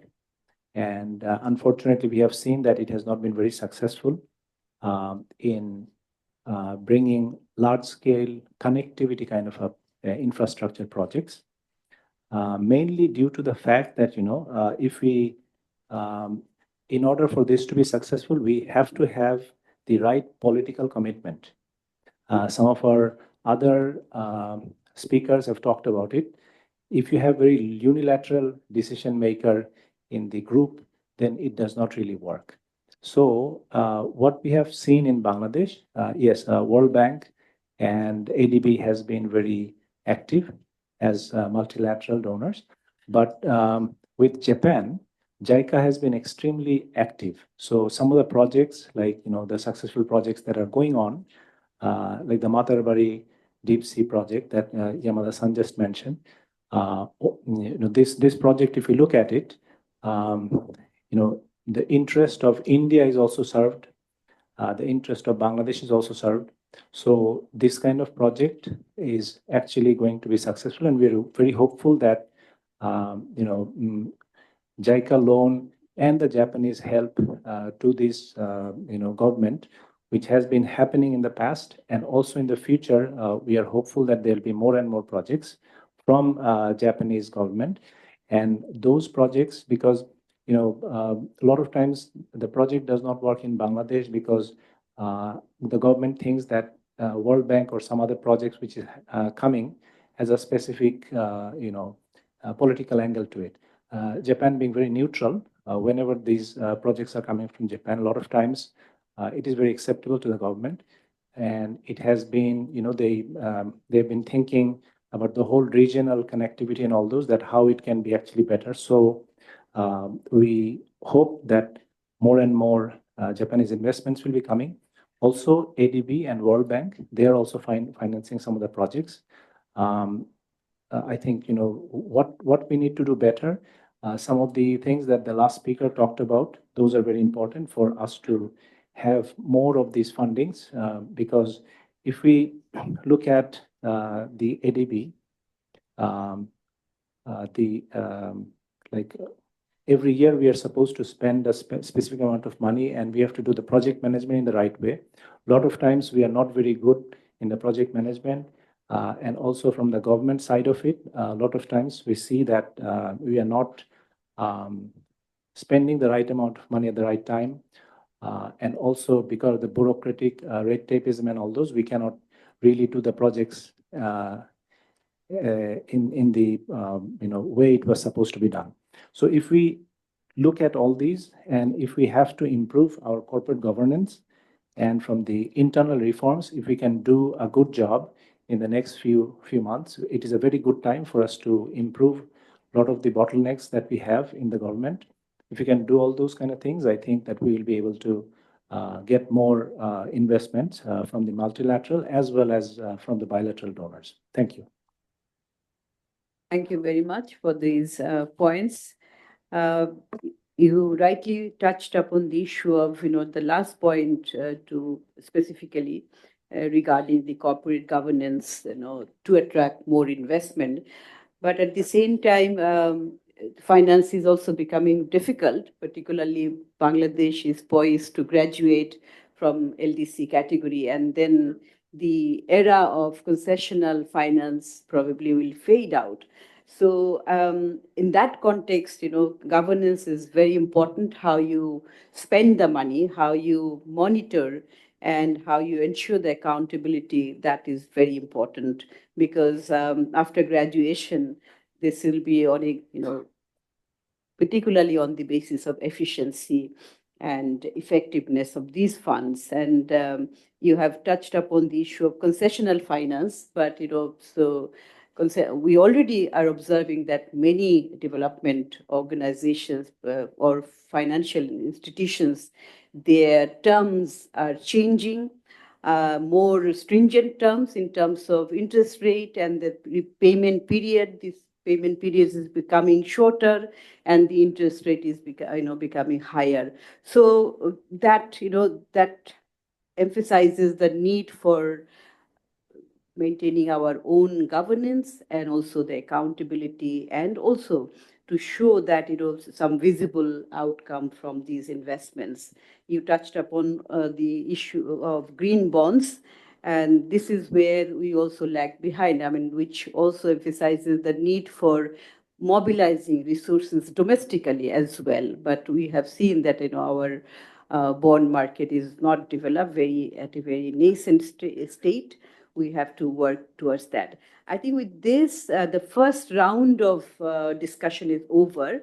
So I will come for the second round, where we'll listen from the same speakers, but we have less time. I will request them to maintain their time within 3 minutes. And I will ask specific questions, but at the same time, if you have any reflections on any of the speakers' point, on any point you want to pick up or highlight, you can do so. So coming back to Dr. Mashurias, you have earlier, in the first round, you have talked about institutional framework, policy implementation, but also there's this issue of capacity development. No matter how good policies are there and how good institutional mechanisms are there, unless you have competent people, unless you have capacity, those institutions will not work. Those institutions will not sustain. So what are your recommendations for the capacity building to reap from the benefits of our good policies or good institutions? And what lessons we can learn from ASEAN? Thank you, Dr. Fahmida Khatun. So I think we have 3 minutes in this round, right? So I'll be very brief. So capacities for robust, pro-growth, virtuous policy. Where is ASEAN different than Bangladesh or South Asia? So I think, let's be very frank, the policy formulation mechanism and the capacity needs significant improvement across South Asia, but more so in Bangladesh. And we heard from our JICA colleague about some of the frameworks. So how do you then dissect that? How do you find out the granular areas where capacity improvements are necessary? Usually, to be responsive with a good policy in the appropriate time, the government system or the policymakers, they need good analytics, which creates the structured evidence for and against a particular policy movement. They need decision support systems in the policy owning ministries or regulatory agencies, and they need coordination mechanism or institutional mechanism for policy coordination, because very often policy, while it can be spearheaded by a particular ministry or an agency, it cuts across a number of agencies and ministries within a government or between two governments or across member states of a regional bloc. And certainly, if it is an economy related issue, trade and investment issue, certainly between public and private sector. So analytics, decision support system, coordination, institutional mechanism for coordination. In Bangladesh, business environment reforms have started several years ago, but very little has happened. Why? There are 27 ministries, another 30 plus agencies, departments, and directorates involved in different areas of business environment. The coordination mechanism for that, while it was established at a later time, it hardly operates in an effective manner. But if you look at ASEAN, Singapore, Brunei, Thailand, Malaysia, even Vietnam, very concrete coordination mechanisms, whether it is within the doing business reform program within the Brunei's head of the government's office, or the Thailand's deputy prime minister's office, which brings in what we call regulatory guillotine, which looks at all regulation that affects economy, business, and trade, and basically slashes out anything that is old or not necessary. Just to give you an example, Bangladesh needs more of that, and Bangladesh does not have structured formal public-private dialogue process. And it's common across South Asian countries. Perhaps India is slightly ahead in this mechanism since maybe 2016 and 17. Bangladesh, the dialogues are all ad hoc, and they are mainly formal, not technical nature. If you look at Malaysian Prime Minister's office mechanism, Parmuda and Pamunda, this brings all economic players, private sector players, I think every 3 months or few times every year. Prime Minister of Malaysia, the relevant cabinet members, the bureaucrats, they're all locked into one room from 9 a.m. to 5 p.m., maybe for 3-4 days in a row. And they go detail issue by issue, technical details, and they go for reform implementation. We need something like that.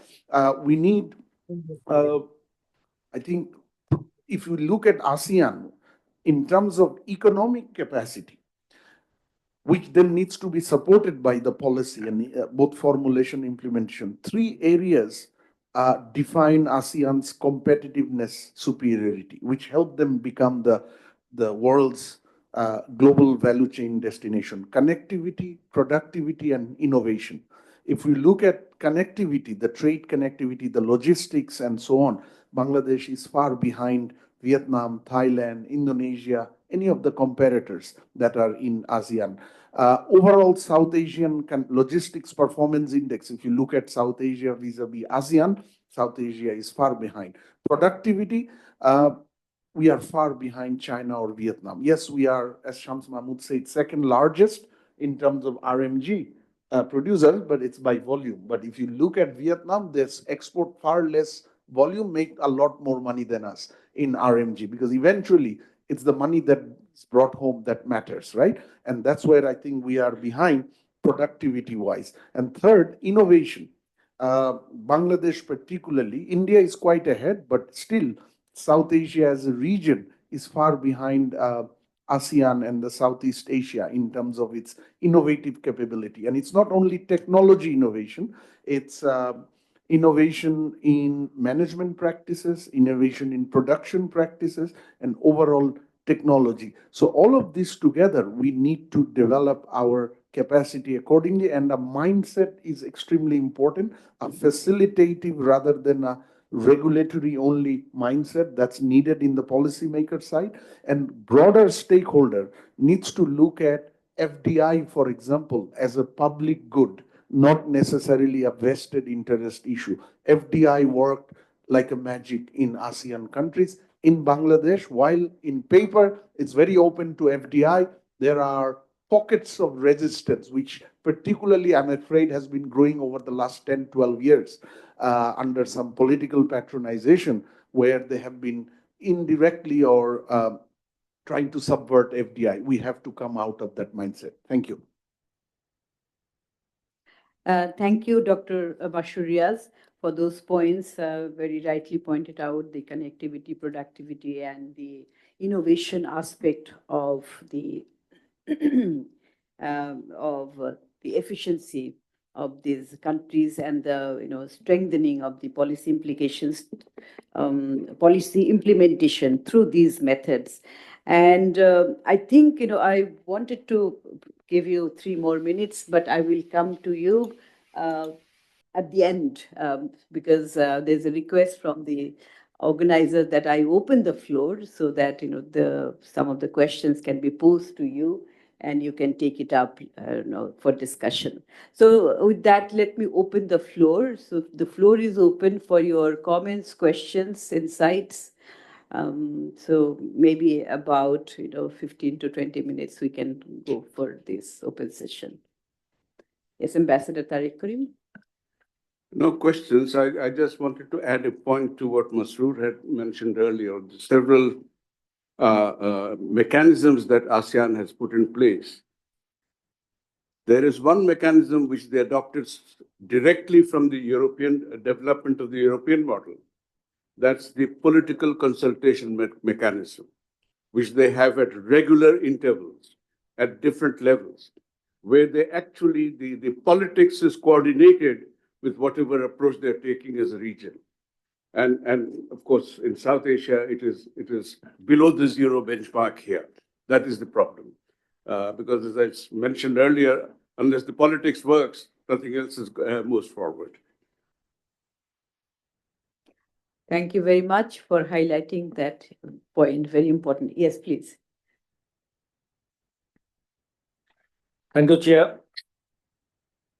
My question is to Mr. Shams Mahmood. Now, with Thailand, in point of time, number of times we have seen that Bay of Bengal, the connectivity is not happening. But we have seen that it had been happening, and then it stopped. The latest could be the coastal shipping agreement, MOU signed in 2021. Can you please give a highlight on that? What's happening? What is the blockage? And to Dr. Azy about the JICA, you know better than any other foreign organization, even Bangladeshi organization, you know better than anybody else about the the investment criteria here, the obstacles, everything. Given that the Matabari Dipsy port, in the last session we have discussed about its constraints, which was not at all encouraging. Now, what's the target you have in your studies? You have said that it's capacity light. So there was a speculation of 3 million TEUs at a certain point. And where from the cargo comes? Theoretically, it's fine. We have 100 earmarked EZ. So if this functional, even that we'll need a second mother body or third mother body. But that's not happening with the dismal investment of less than $1 billion that we have. So what are the sources? From Bangladesh, where do you get the cargo? From Northeast, again, is a very drowned out area. It's the future, in the near future, there is no industry that will be able to export and all. So what's your study on that? Thank you. Thank you. Yes, I can see another hand at the back. Yes, please. Please identify yourself. Yes, and- I'm Nusrat Tasneem. I'm master student from the Department of International Relations from the University of Dhaka. My question is to President Kimura Fukunari. You talked about the fragmentation of production, but now, very recently, Dr. Riaz just pointed out the policy gaps that we have in our country and the problems, the lack of innovation in production and management. How do you think Bangladesh can adopt this fragmentation theory in our economy and industry? Thank you very much. Thank you. I will come back to you at the second round because I have another question with me. This is also from a student, Mahira Mehrin Khan, who is a second year student of political science at the University of Dhaka. So her question is that ASEAN model of regional cooperation sidesteps political disputes to favor the social and economic integration. But given the ongoing and historical rivalries and disputes among the regions of Bay of Bengal, don't you think it's overly idealistic to think of adopting ASEAN model in Bay of Bengal region, especially when SAARC's own goal remained unmet and failed? So I don't know who you posed the question to, but I'm just posing to everyone. So we have a couple of questions, and you also had a comment from Ambassador Tariq Karim. So I would start from here. So do you have any, do you want to respond to any of the questions? Though there are two questions directed to one to Dr.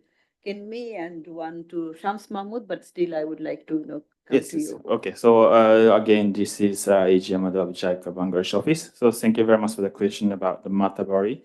Matabari deep sea port. Okay, I understand the question about the maybe two parts. First about the demand for the cargoes, how much cargo can come and go from Matabari deep sea port in the future. That is one part of the question, and whether the industries can locate in that remote area of Matabari in the future.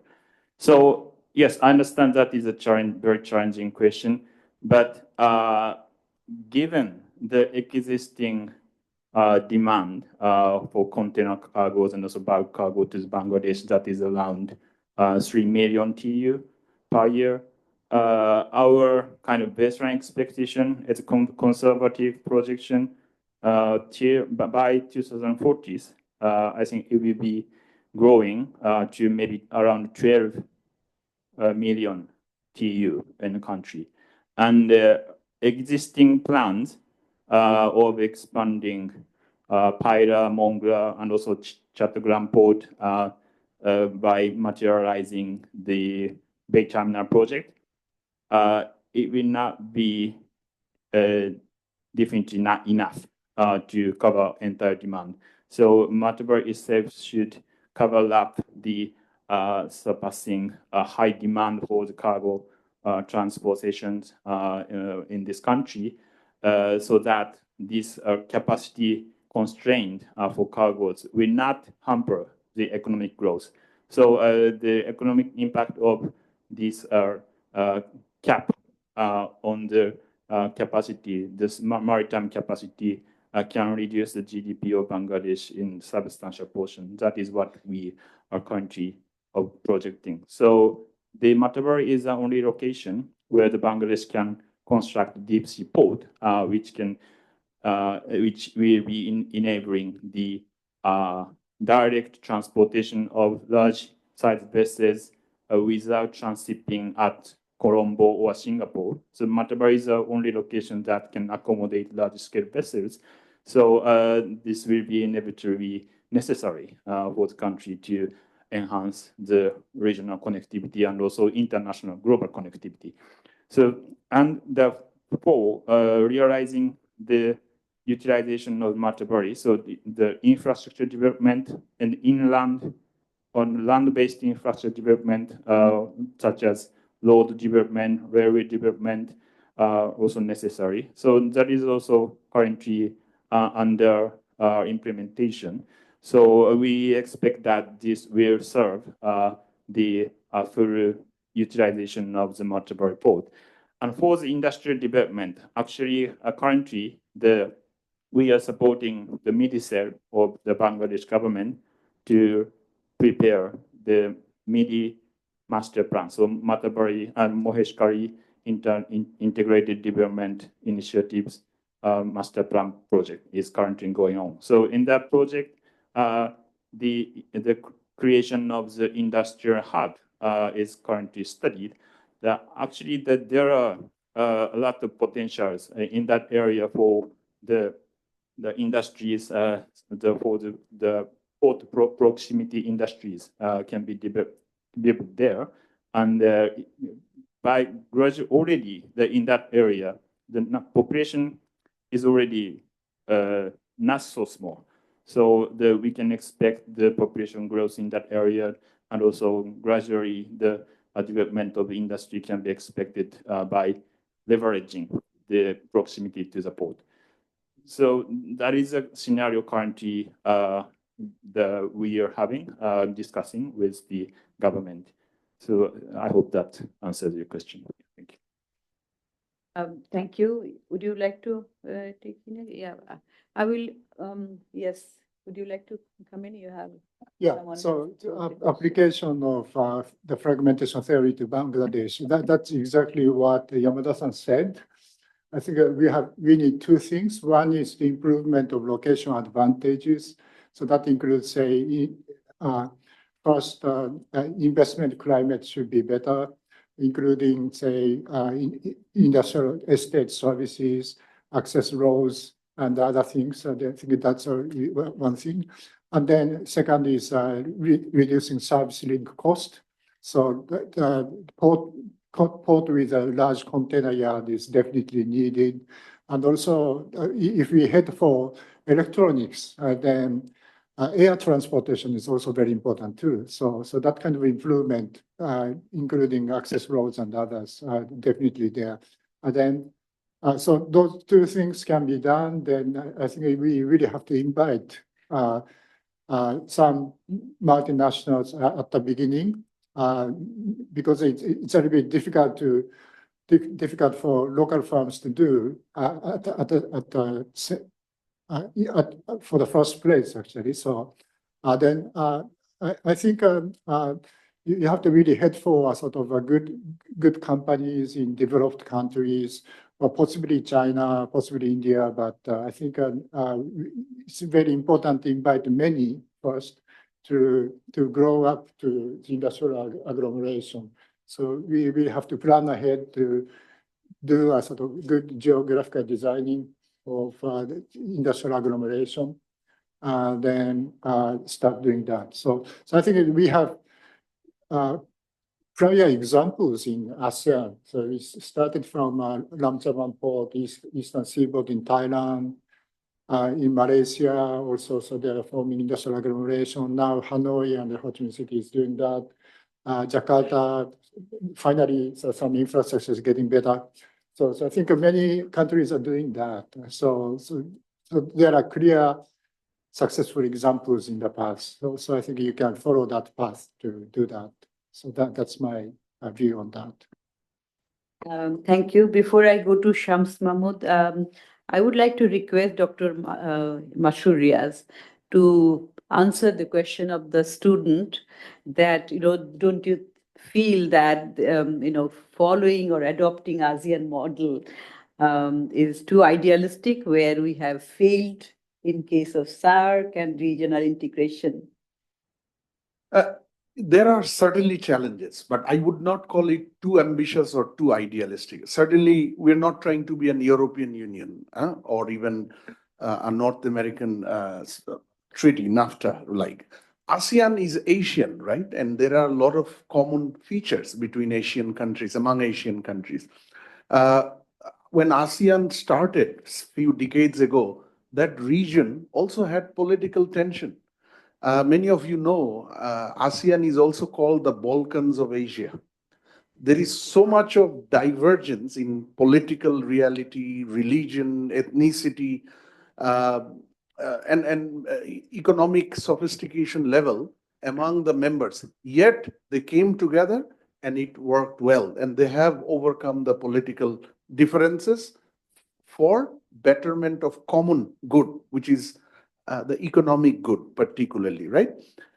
So that's why I think at the moment, of course, there are a lot of barriers, a lot of challenges, but hopefully this can be overcome with the right strategy, right dialogue.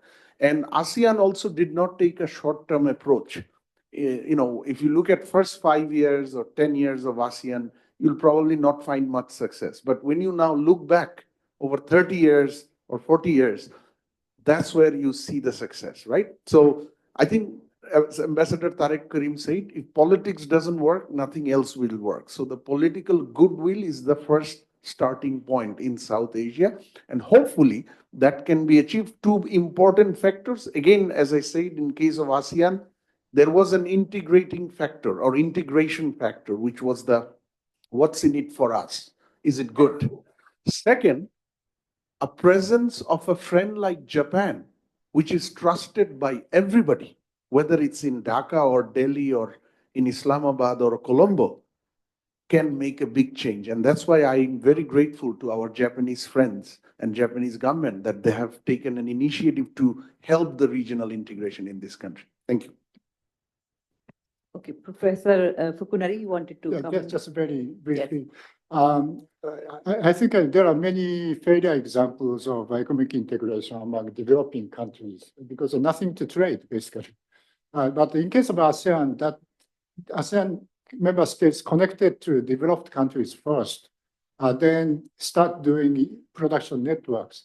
Then in ASEAN member states, actually here and there, everywhere, doing parts and components. Then we have trade.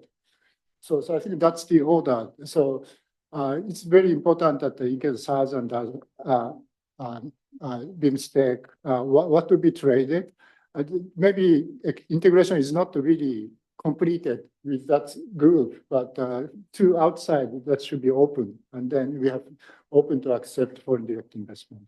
I think that's a key. Thank you. June, you wanted to also Yeah. share your views on this? Thank you. Just to add a little bit, just like, Dr. Masroor has mentioned, yeah, we should not be, we should be hopeful that, at some point, SARC or BIMSTEC and other things will start to work. But in the meantime, we need to concentrate on the EPA with Japan, the Economic Partnership Agreement between Bangladesh and Japan. It is a great chance because Japan is such a friendly country that because we have never done any negotiation like this, they are helping us with the capacity building of the negotiation. So this is the only country where you can really trust them such that they will teach you how to negotiate and then you negotiate with them. So I think, EPA is something that is in front of us and we should take it very seriously and try to do it as soon as possible. Dr. Mohammad Yunus also talked about, whether there is a possibility for Bangladesh to be part of ASEAN or RCEP. I think we should be looking into those as well. And if there is an opportunity like that, we should be able to grab that. Thank you. Thank you. Thank you. So over to you, Shams. Just to answer the question. So with Thailand, a couple of things are happening. An FTA is in progress, but we haven't signed it yet. It's still the talks are on. And regarding the shipping connectivity, the MU was signed, but unfortunately, because of the traffic, the container load, it's still not working. Like it's not operational. One of the problems is that usually, like the bilateral chambers, we do the groundwork. You know, we engage with the private sector of Thailand. We try to get things moving, and then the government also.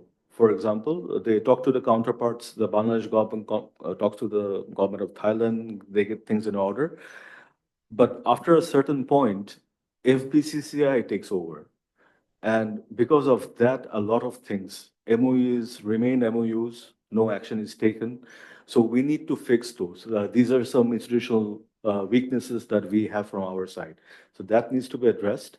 And the other thing I just wanted to add to what Masroor Bhai and Tariq Bhai was saying is that the countries in ASEAN who have done very well has first put their house in order. By that, I mean that they have looked after the SMEs of those countries. And then they have opened up their economies for FDIs, for foreign investors to come in. So it was more of a symbiotic relationship. And the fear was not there that these businesses will be wiped out, the local investors' interests will be not taken into account. So that is also something that's missing in Bangladesh and South Asian countries, I feel, that needs to be looked into. The plight of the SMEs, and they need to also have a voice in this entire regional integration. Thank you. I would also now go back to the audience for the second round of questions. Yes, please. Yeah, please identify yourself and then please give him a microphone, please.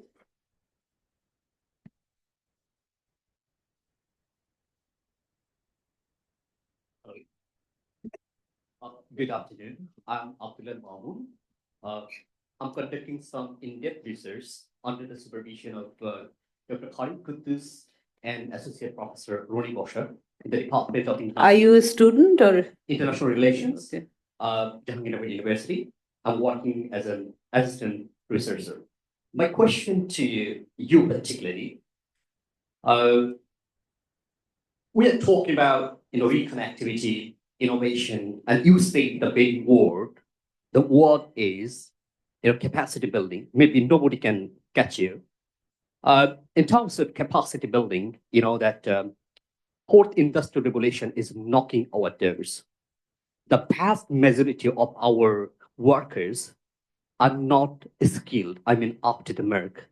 To face our fourth industrial revolution, or whenever we are facing or we're in trouble, we're asking our Japan, please help me.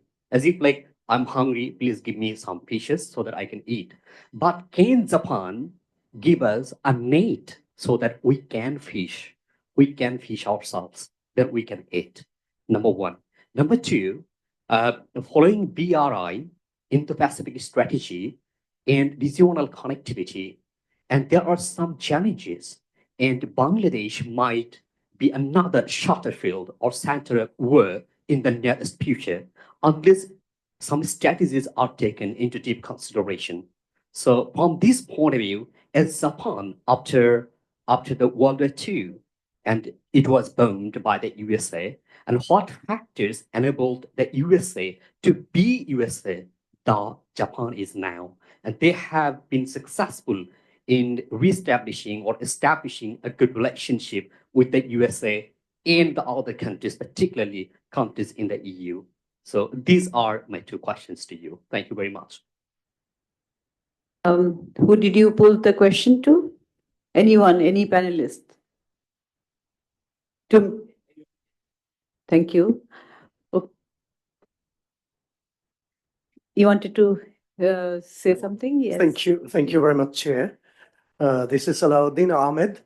I am former member of Bangladesh Energy Regulatory Commission, and I'm now volunteer of dementia patients, helping them and training their caregivers for dementia disease. In fact, we see two types, but mainly two types of countries in the world: democracy, quite known, and democracy, not very known, but understood. And while a democracy turns to democracy, the people or the populace, innocent populace, changes their expectation naturally, and they probably can be pardoned for that. So I was wondering, Mashood said, sorry, Shams Mahmood, Mr. Mahmood said there should be non-dominance by one single power while speaking about granularity. And also he hinted about that there can be some, sorry, it was Mashroor, sorry. And there can be some soft enablers like, say, stronger and closer relationship with global players. And that can be done with EPA that June hinted about, EPA with Japan. And we also see some development, encouraging and assuring development in Bangladesh itself, like the Bida and Beza chief. He comes every month and he very honestly, not to please any queen or king, honestly, he mentions what he was to do last month and what they have been able to do. And also, we are seeing that even high government officials like Governor of Bangladesh Central Bank, they are brought and point blank posed questions, and they are also bound to answer. These are all good signs, fine. But I was wondering about a stronger dovetailing between the business and diplomacy so that they can move ahead for attaining the goal of a stronger relationship with global players. And we see the diplomacy is doing their things separately. Business is expecting and crying and in fact, shouting. But if there is a real dovetailing, joint venture sort of thing of diplomats and business people, then probably we are going to see some positive things to happen. So I would ask Mashroor to hint again with some dovetailing things of thing. Can they encourage diplomats or push governments to move forward meaningfully in this regard? Thank you very much, please. Any other comments, questions at the back, please? Please identify yourself. Yeah. Thank you very much. My name is Mansoora Imdad. I teach international relations at the University of Dhaka. I am posing the question on the basis of Mr. Mahmood's words on SME and Dr. AG's words on human connectivity, that how can SAARC or BIMSTEC or any other regional mechanism can go for bottom-up governance in terms of trade. That is one question, and I have another question. This is the last. ASEAN had roadblocks in its initial journey. It has gone through two financial crises in 1997 and 2008. They had external actors to back them up at that time, while they had also gone for connectivity of people-to-people connectivity within the region. So how can Bangladesh go for such a mechanism in terms so that when such a financial crisis can hit upon us, what can we do to withstand it? That is the question. Thank you. Thank you. Any other? There is a written question, and this is posed to Mr. Fukunari. So, question from Sheikh Mohammed Tamim, second-year student of Department of IR, Bangladesh University of Professionals. So, his question is that, given that Bangladesh exports a very significant amount of manpower, particularly to the Middle Eastern countries who are quite illiterate, not specially trained or skilled, how can Bangladesh train such manpower to work on task-by-task projects than industry-by-industry projects? Wouldn't it be difficult and expensive for Bangladesh once the project is done?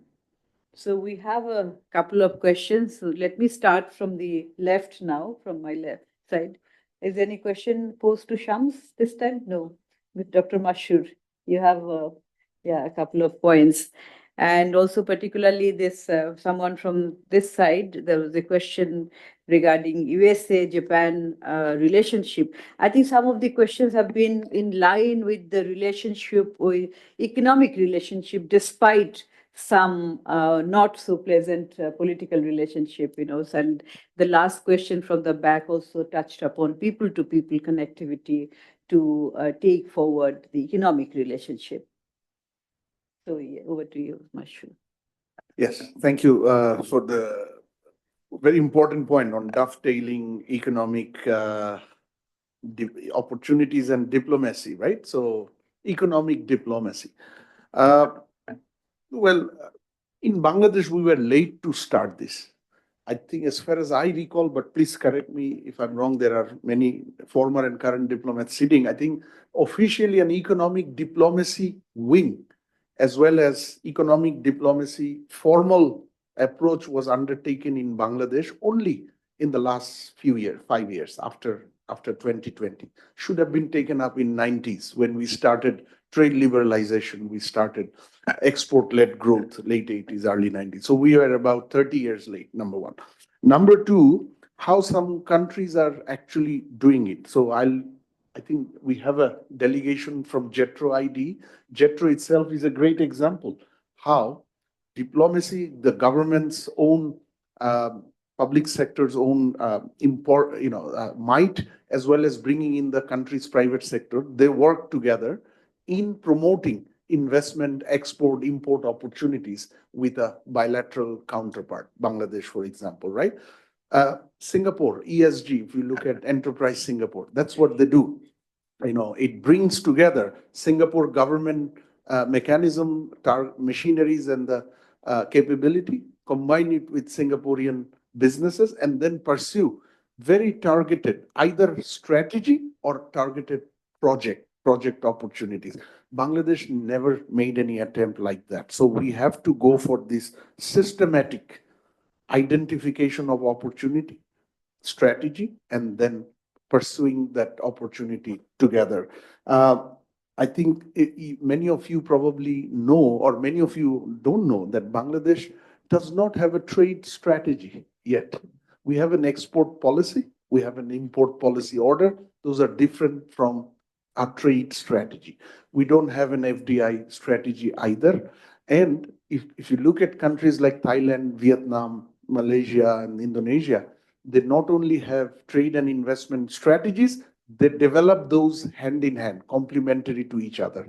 So if there is a global value chain export-led trade strategy, they look at what investment strategy is required to enable that. And they go hand in hand, and Vietnam reviews that every, I think, 4 or 5 years, and there is a new strategy for next 5 years. And it goes into sectoral depth as well. So that's what we need.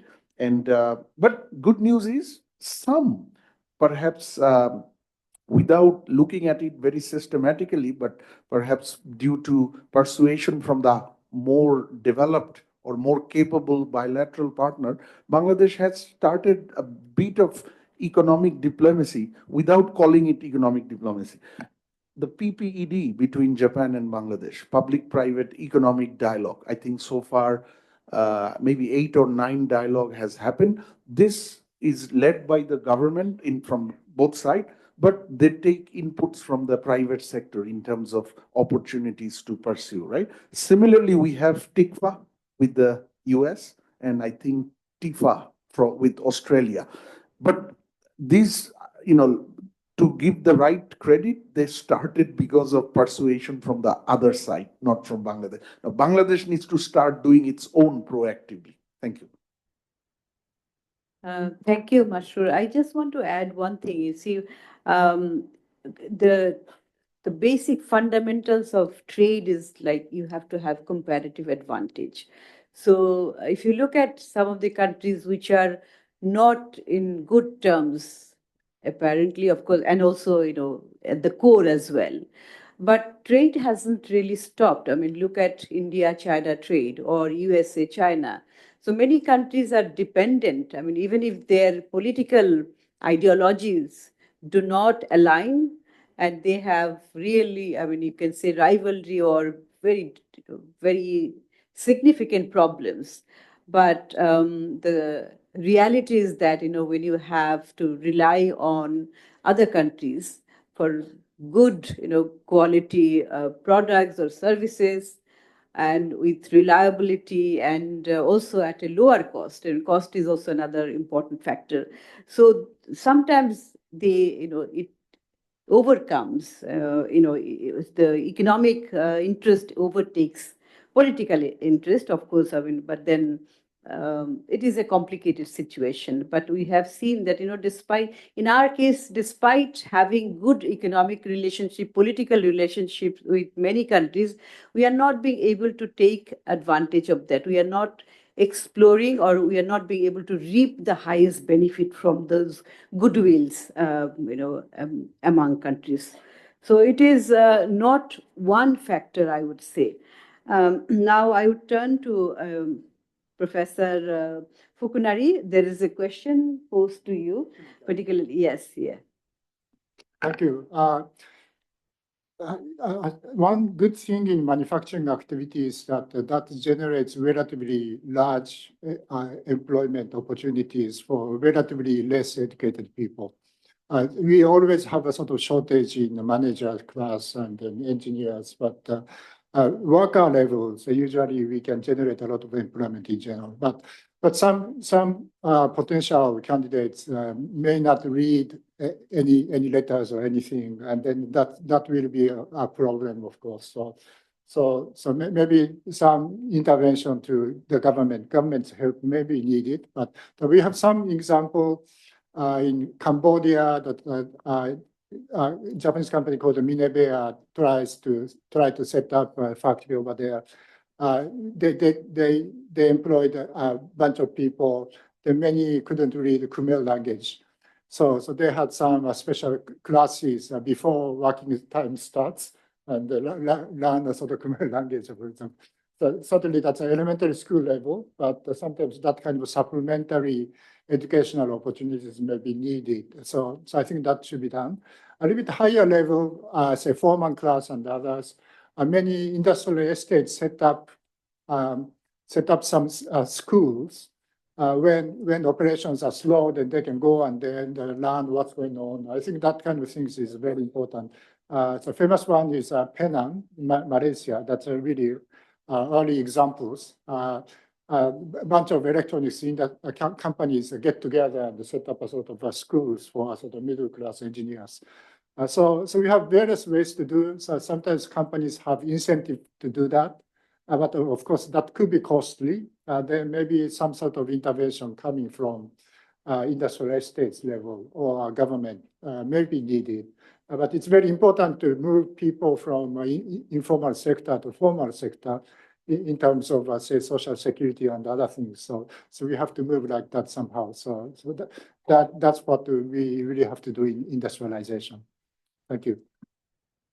Okay, thank you. I'll come to now for your final comments, those who have not spoken as yet, because I guess, is there any other comments or questions you want to pose?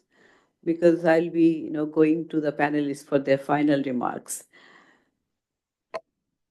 Yes. Thank you for giving the floor to speak. I'm Shahir Mahmood, a student of International Relations at Bangladesh University of Professionals. So I have two specific questions, one of which stems from the question that Mahira asked, which since SAARC, BIMSTEC, and other regional blocs that Bangladesh is a part of are not being influential enough in creating an active platform for policy discussions and stuff like that, which Sir mentioned that is an important factor why ASEAN has been able to form policies. What sort of policies can we see Bangladesh going forward with, or the directions that Bangladesh can take to ensure that some form of dialogues are being taken place? And the second question is to Mashur sir, which is, I'm terribly sorry if I'm pronouncing the name wrong, which is, AJ sir mentioned about how Bangladesh needs to become a trustworthy partner and needs to create a climate for investment, including improving trustworthiness.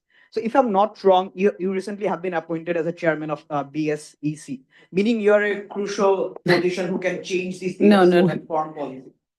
So what sort of policies can we see going forward from Bangladesh? Thank you. Thank you. He was offered, but he's not currently. So you don't take the responsibility of wrongdoing or whatever it is. Anyway, so any other questions? Let me, I will hold Mashur, but I will go back to, from the left, I'll start. Go back to Shams Mahmood. Your final remark on the, you spoke about earlier, intervention, during your earlier intervention, spoke about the supply chain resilience. But there are also issues about harmonization of standards, basically. We hear quite often from the private sector, particularly those who export, that, standards are not harmonized and those are changed quite often, of which the business or the exporters are not aware of. And also the custom procedures For us. become very complicated. For Yes, Bangladesh, yes. yeah. So what are your recommendations to overcome those challenges? In Thank you, 1 minute. Famidapa. 1 minute. So the thing is that, number one, Bangladesh needs to understand, like, we need to define the definition of South Asia first. Is Pakistan part of it, or is it out of it? And then let's get a policy and work on that for regional integration. Because as far as SARC is concerned, I think it's really important for us, like especially Pakistan. Uh, so coming back to the question that Famid Appa asked is, so I'm in the textiles business. So I used to import a lot of chemicals and yarn, cotton from Pakistan. And one of the problems I faced till the 5th of August was whenever a consignment would come to the Chittagong port, it will be taken to a special zone where the Navy would do special inspections, bomb like detection, explosive detection and everything. And it would basically take me 1 month to clear those items in some cases. So 1 month extra time means extra cost for me. So this was a non-tariff barrier that I has to face with my business with Pakistan. Uh, Similarly, with our neighbors like India, same problem we face in the borders.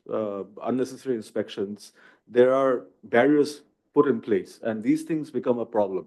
Even though there's a system, we don't follow the system. The automation process then goes in a manual way, and then perishable items perish, things doesn't work, and then the problem starts. So this is a very big problem for us. Now, the reason I say that we need to figure out where Pakistan is part of this region is because for us, the private sector, we think Pakistan is a very integral part of the supply chain down the line, because the port of Gwadar opens an avenue for us, the private sector, as the gateway to the CIS countries. And also the Iran is there. So that entire region we can serve through the port of Gwadar. And this is something that we need to look into. And similarly, India is a big, powerful neighbor of ours, both economically and historically. We have a people-to-people connection. We need closer integration in business with India for this common market integration to work. Because with Bangladesh, India, and Pakistan, if you just think the population itself, forget about exports, just giving service or providing goods to the people of this subcontinent, that itself is a huge market. That opens up economic opportunities for everyone. And cross-border relations between neighbor, I think, is really important. For example, like my uncle has a hospital in Chittagong. So till the problem in Myanmar started, 80% of his patients were from the Rakhine region. They used to come to Chittagong with a day pass. At that time, with 500 taka, you could get a day pass. They used to come there, do the treatment, and then go back the next day. So even things like that used to take place, and we had seen that working effectively. But unfortunately, once the conflict started, that thing stopped overnight. And so the infrastructure projects in place, like Matabari, and all these depend on closer economic cooperation and regional connectivity. And I think like automation needs to take place, and also there should be trust among us neighbors. which is the biggest, I think, the barrier. There's political mistrust. Like politics gets into the way of everything we want to do and achieve. So I hope down the line we can all come to a consensus, look at the ASEAN model and take the plus or all the good things that's happening there. And we need to have the aspiration to reach to that place and take the region forward along with the people of this place. Thank you. Mashur, you have a difficult question? Very nice of our friend from BUP that you think I'm still the chairman of Securities and Exchange Commission. I was offered, but I did not end up taking up the position. And that is why I'm able to attend excellent dialogues like this, allowing me to work on a broader spectrum of economy. What should Bangladesh do to take up or create the opportunity? As Shams Mahmood said, and we all know charity starts at home. So we have to start by making our own yards better, right? And as also Kimura-san said, that first start, dealing better with the global markets, global value chain destination, which will allow production centers to be distributed across the region, right? Now, for that, Bangladesh already has one strength, but needs to bring in 3 more strengths. Bangladesh, because of its economic and development fundamental, has always been great for business. Means it's a very lucrative destination. Those who come and be patient and can hold the ground, it's usually a high return on investments. However, as I say, those who can come, hold the ground. It's not easy to hold the ground because we have not been really open to business and we have not been ready for business. Why do I say open? Why we have not been open? This openness is in terms of transparency, in terms of fair rules of the game.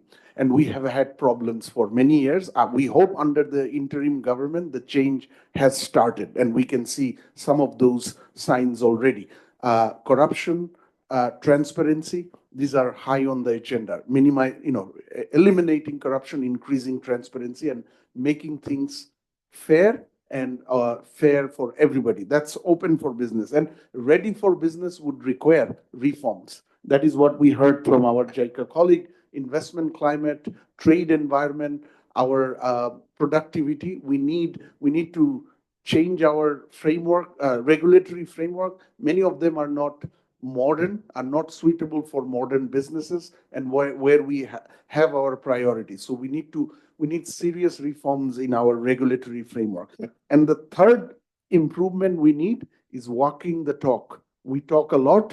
We have been hearing rhetorics for not only last 15 years, I would say last 25 years.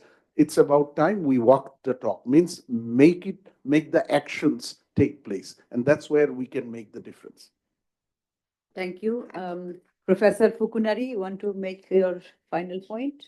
Yeah, just short one. I heard of, say, politics, tax structure, government inefficiency, redundant regulations, vested interest. Those are common to all countries, basically, more or less. But then in case of ASEAN, I believe that they have a sort of a crisis hypothesis. Once they have a crisis, then they really think that they have to change themselves. So in 1985, in Thailand and Malaysia, the economy was so bad, so desperate to invite foreign direct investment. In the 1990s, China was rising, and how to maintain the position as a FDI attractor vis-a-vis China. I think those are really accelerates various kinds of reforms. So I think that Bangladesh has enough magnitude of crisis right now. So you really have to think how to do that. And then another thing in ASEAN is we have many examples in the neighborhood, so working very well, sort of a good best practice cases actually. So you have a lot of best practice cases in ASEAN. You can see that. So then why don't you do that? If you cannot do everything at the same time, just do a MIDI project seriously. And once we have as a successful example, then we can change other parts too. So I think that's a really a sort of from the viewpoint of an outsider like me, this is a golden opportunity for Bangladesh to change. I think that's a really, because this is a crisis in a sense. Thank you for those points. Tariq Rufi Bhuiya, your final comments, if you want to, add to what you were highlighting, that, the role of multilateral financial institutions in financing investments, particularly in transport, energy, or digital connectivity, which have been also highlighted. Thank you so much. Yes, if we would like to talk about the multilateral, from the multilateral aspect of it, then I would have to say that, yes, we have to catalyze the investments in such a way that the institution should provide substantial capital for the infrastructure projects. And for that, we have to have the fund mobilized through the co-financing schemes. And for the risk mitigation of it, I talked about the green bonds and the sustainably linked loans. So we have to look at these institutional helps for the de-risking of it. And I think the most important thing is we have to make sure that we have do the capacity building. So for the policy development, technical frameworks and project management, we have to do those. But something else I just wanted to talk about is that, because today's conversation was reconnecting the Bay of Bengal region, for that, Japan is playing a very, very important and pivotal part of it. So we have to concentrate on EPA, and we have to also make sure that we are, all the foreign investors who are investing in Bangladesh, we have a lot of issues with them, and we have to identify those issues. We have to, all the joint chambers and FICCI has to join hands, and we have to go to the government. Mashrur also talked about the fact that in other countries, PPED happens. In Bangladesh also with Japanese government, PPED is happening, and we have to take these things forward and make sure that all these issues are resolved, so that not only Japan, but all the other countries are also coming to Bangladesh and investing in Bangladesh. And because of the reform, I believe that a lot of the places like BIDA chairman and NBR chairman and all those people are more receptive to talk to the private sector. So if we would take our problems to them, they are listening to us and they're actually trying to do something. So yeah, it's now time for walking the talk, as Mashrur has mentioned, and we hope that it'll happen. Thank you very much for those points. Now I would like to request Professor Subota Kedmi for your final remarks. Yes. I think that it's a kind of repetition, but the most important part is that trade and investment facilitation. And I think that it doesn't limit it to the neighboring countries, but to all over the countries. And then you can get into the higher level of international production network, which Kimura Sensei said. And I think it is a critical point. And for that, we need the two parts, that service link cost reduction by the infrastructure, more infrastructure improvement, and also the FTA with different countries. And I think that Japan is one, but EU is another important partner for you. So I think you have some more years to come, but for this preparation time, you need to have more discussion, probably is the thing that I think. Thank you very much. Thank you very much, Professor Subota. And now the final remarks from Dr. A.G. So you were highlighting a lot of issues regarding the improvement of business environment, investment environment. So you have, I'm sure you have many more points. So if you can highlight some of these in 1 minute. Okay, thank you very much. So I think we have mainly in two areas of improvement. One is the investment climate improvement that I have already touched upon. Another thing is about the reducing the trade cost, as other people already mentioned, and the non-tariff barrier is very high. According to one OECD report, in Bangladesh, exporters should wait on average 150 hours for import, export, and for import 200 hours they have to wait. Actually, that hours is less than 50 hours for the case of Cambodia or Malaysia or China. So that should be drastically reduced. And we actually JICA currently proposing two specific ways for the improvement. One is a national single window. So that is currently already ongoing in the government side. So we are encouraging a lot of their quick progress for the integration of the national single window. Another solution we are currently talking is about creating more custom offices inside the country, so especially in the economic zones. So a lot of time spent at the port just waiting for the custom officers coming to the port, to the warehouses. So that waiting time should be reduced by creating more custom offices inside the country and enabling bonded transfers inside the country, especially to economic zones that we can drastically reduce the time to trade. So these are some specific measures that we can currently discussing. And finally, I think one participant raising a question about the human connectivity issues. So how to enhance human connectivity more on the bottom-up human connectivity, I think, if I remember correctly. So I think this is a kind of chicken egg situation. So human connectivity from the bottom up can be enhanced by the connectivity in business relationship. So in order to develop the human connectivity, so you have to develop the business. But for the business development, you need human connectivity. So this is chicken egg situation. But one thing we can say is that we can respect and also take care of those who already connected. So they can be an ambassador for the further enhanced connectivity with Bangladesh and other parts of the world. So we should treat them very well and respect them, and then they can be very good speakers for the sake of Bangladesh. So thank you very much. Thank you very much for all your contributions. I think we had a very fruitful discussions, 1.5 hour almost. So it's very difficult to sum up, but I'll just, make 1 minute comment.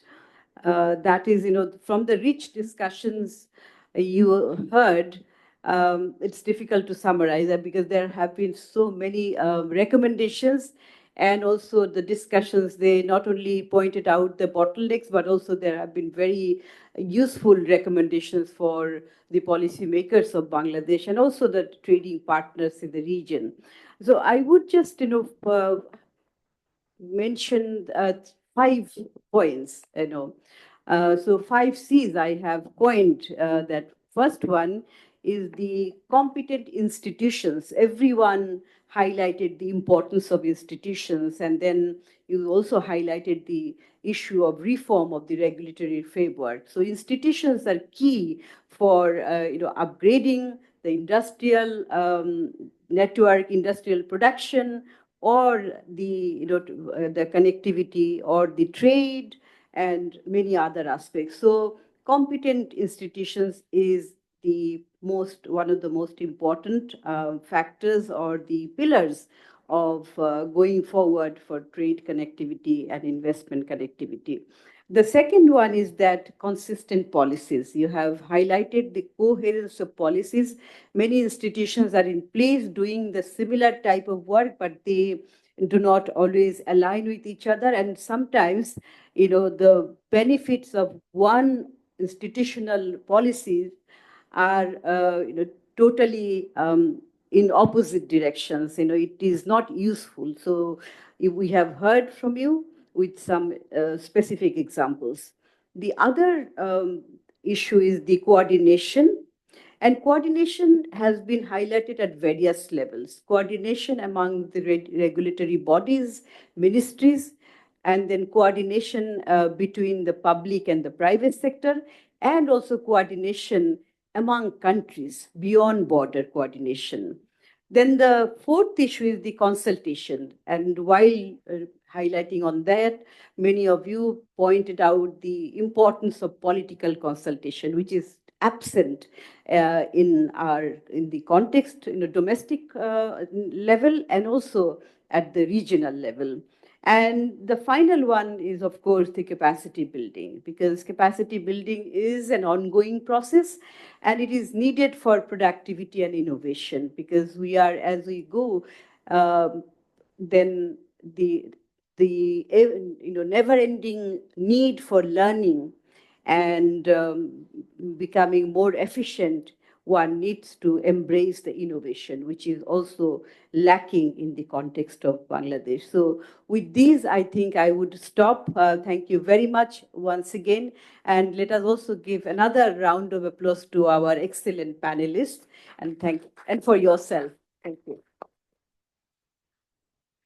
Thank you. Have a nice evening. Ladies and gentlemen, before we end our program, there's a small formality to take care of. I'll kindly request our Director General of BISS to hand over the latest BISS publications to the esteemed panelists and the chair of the session.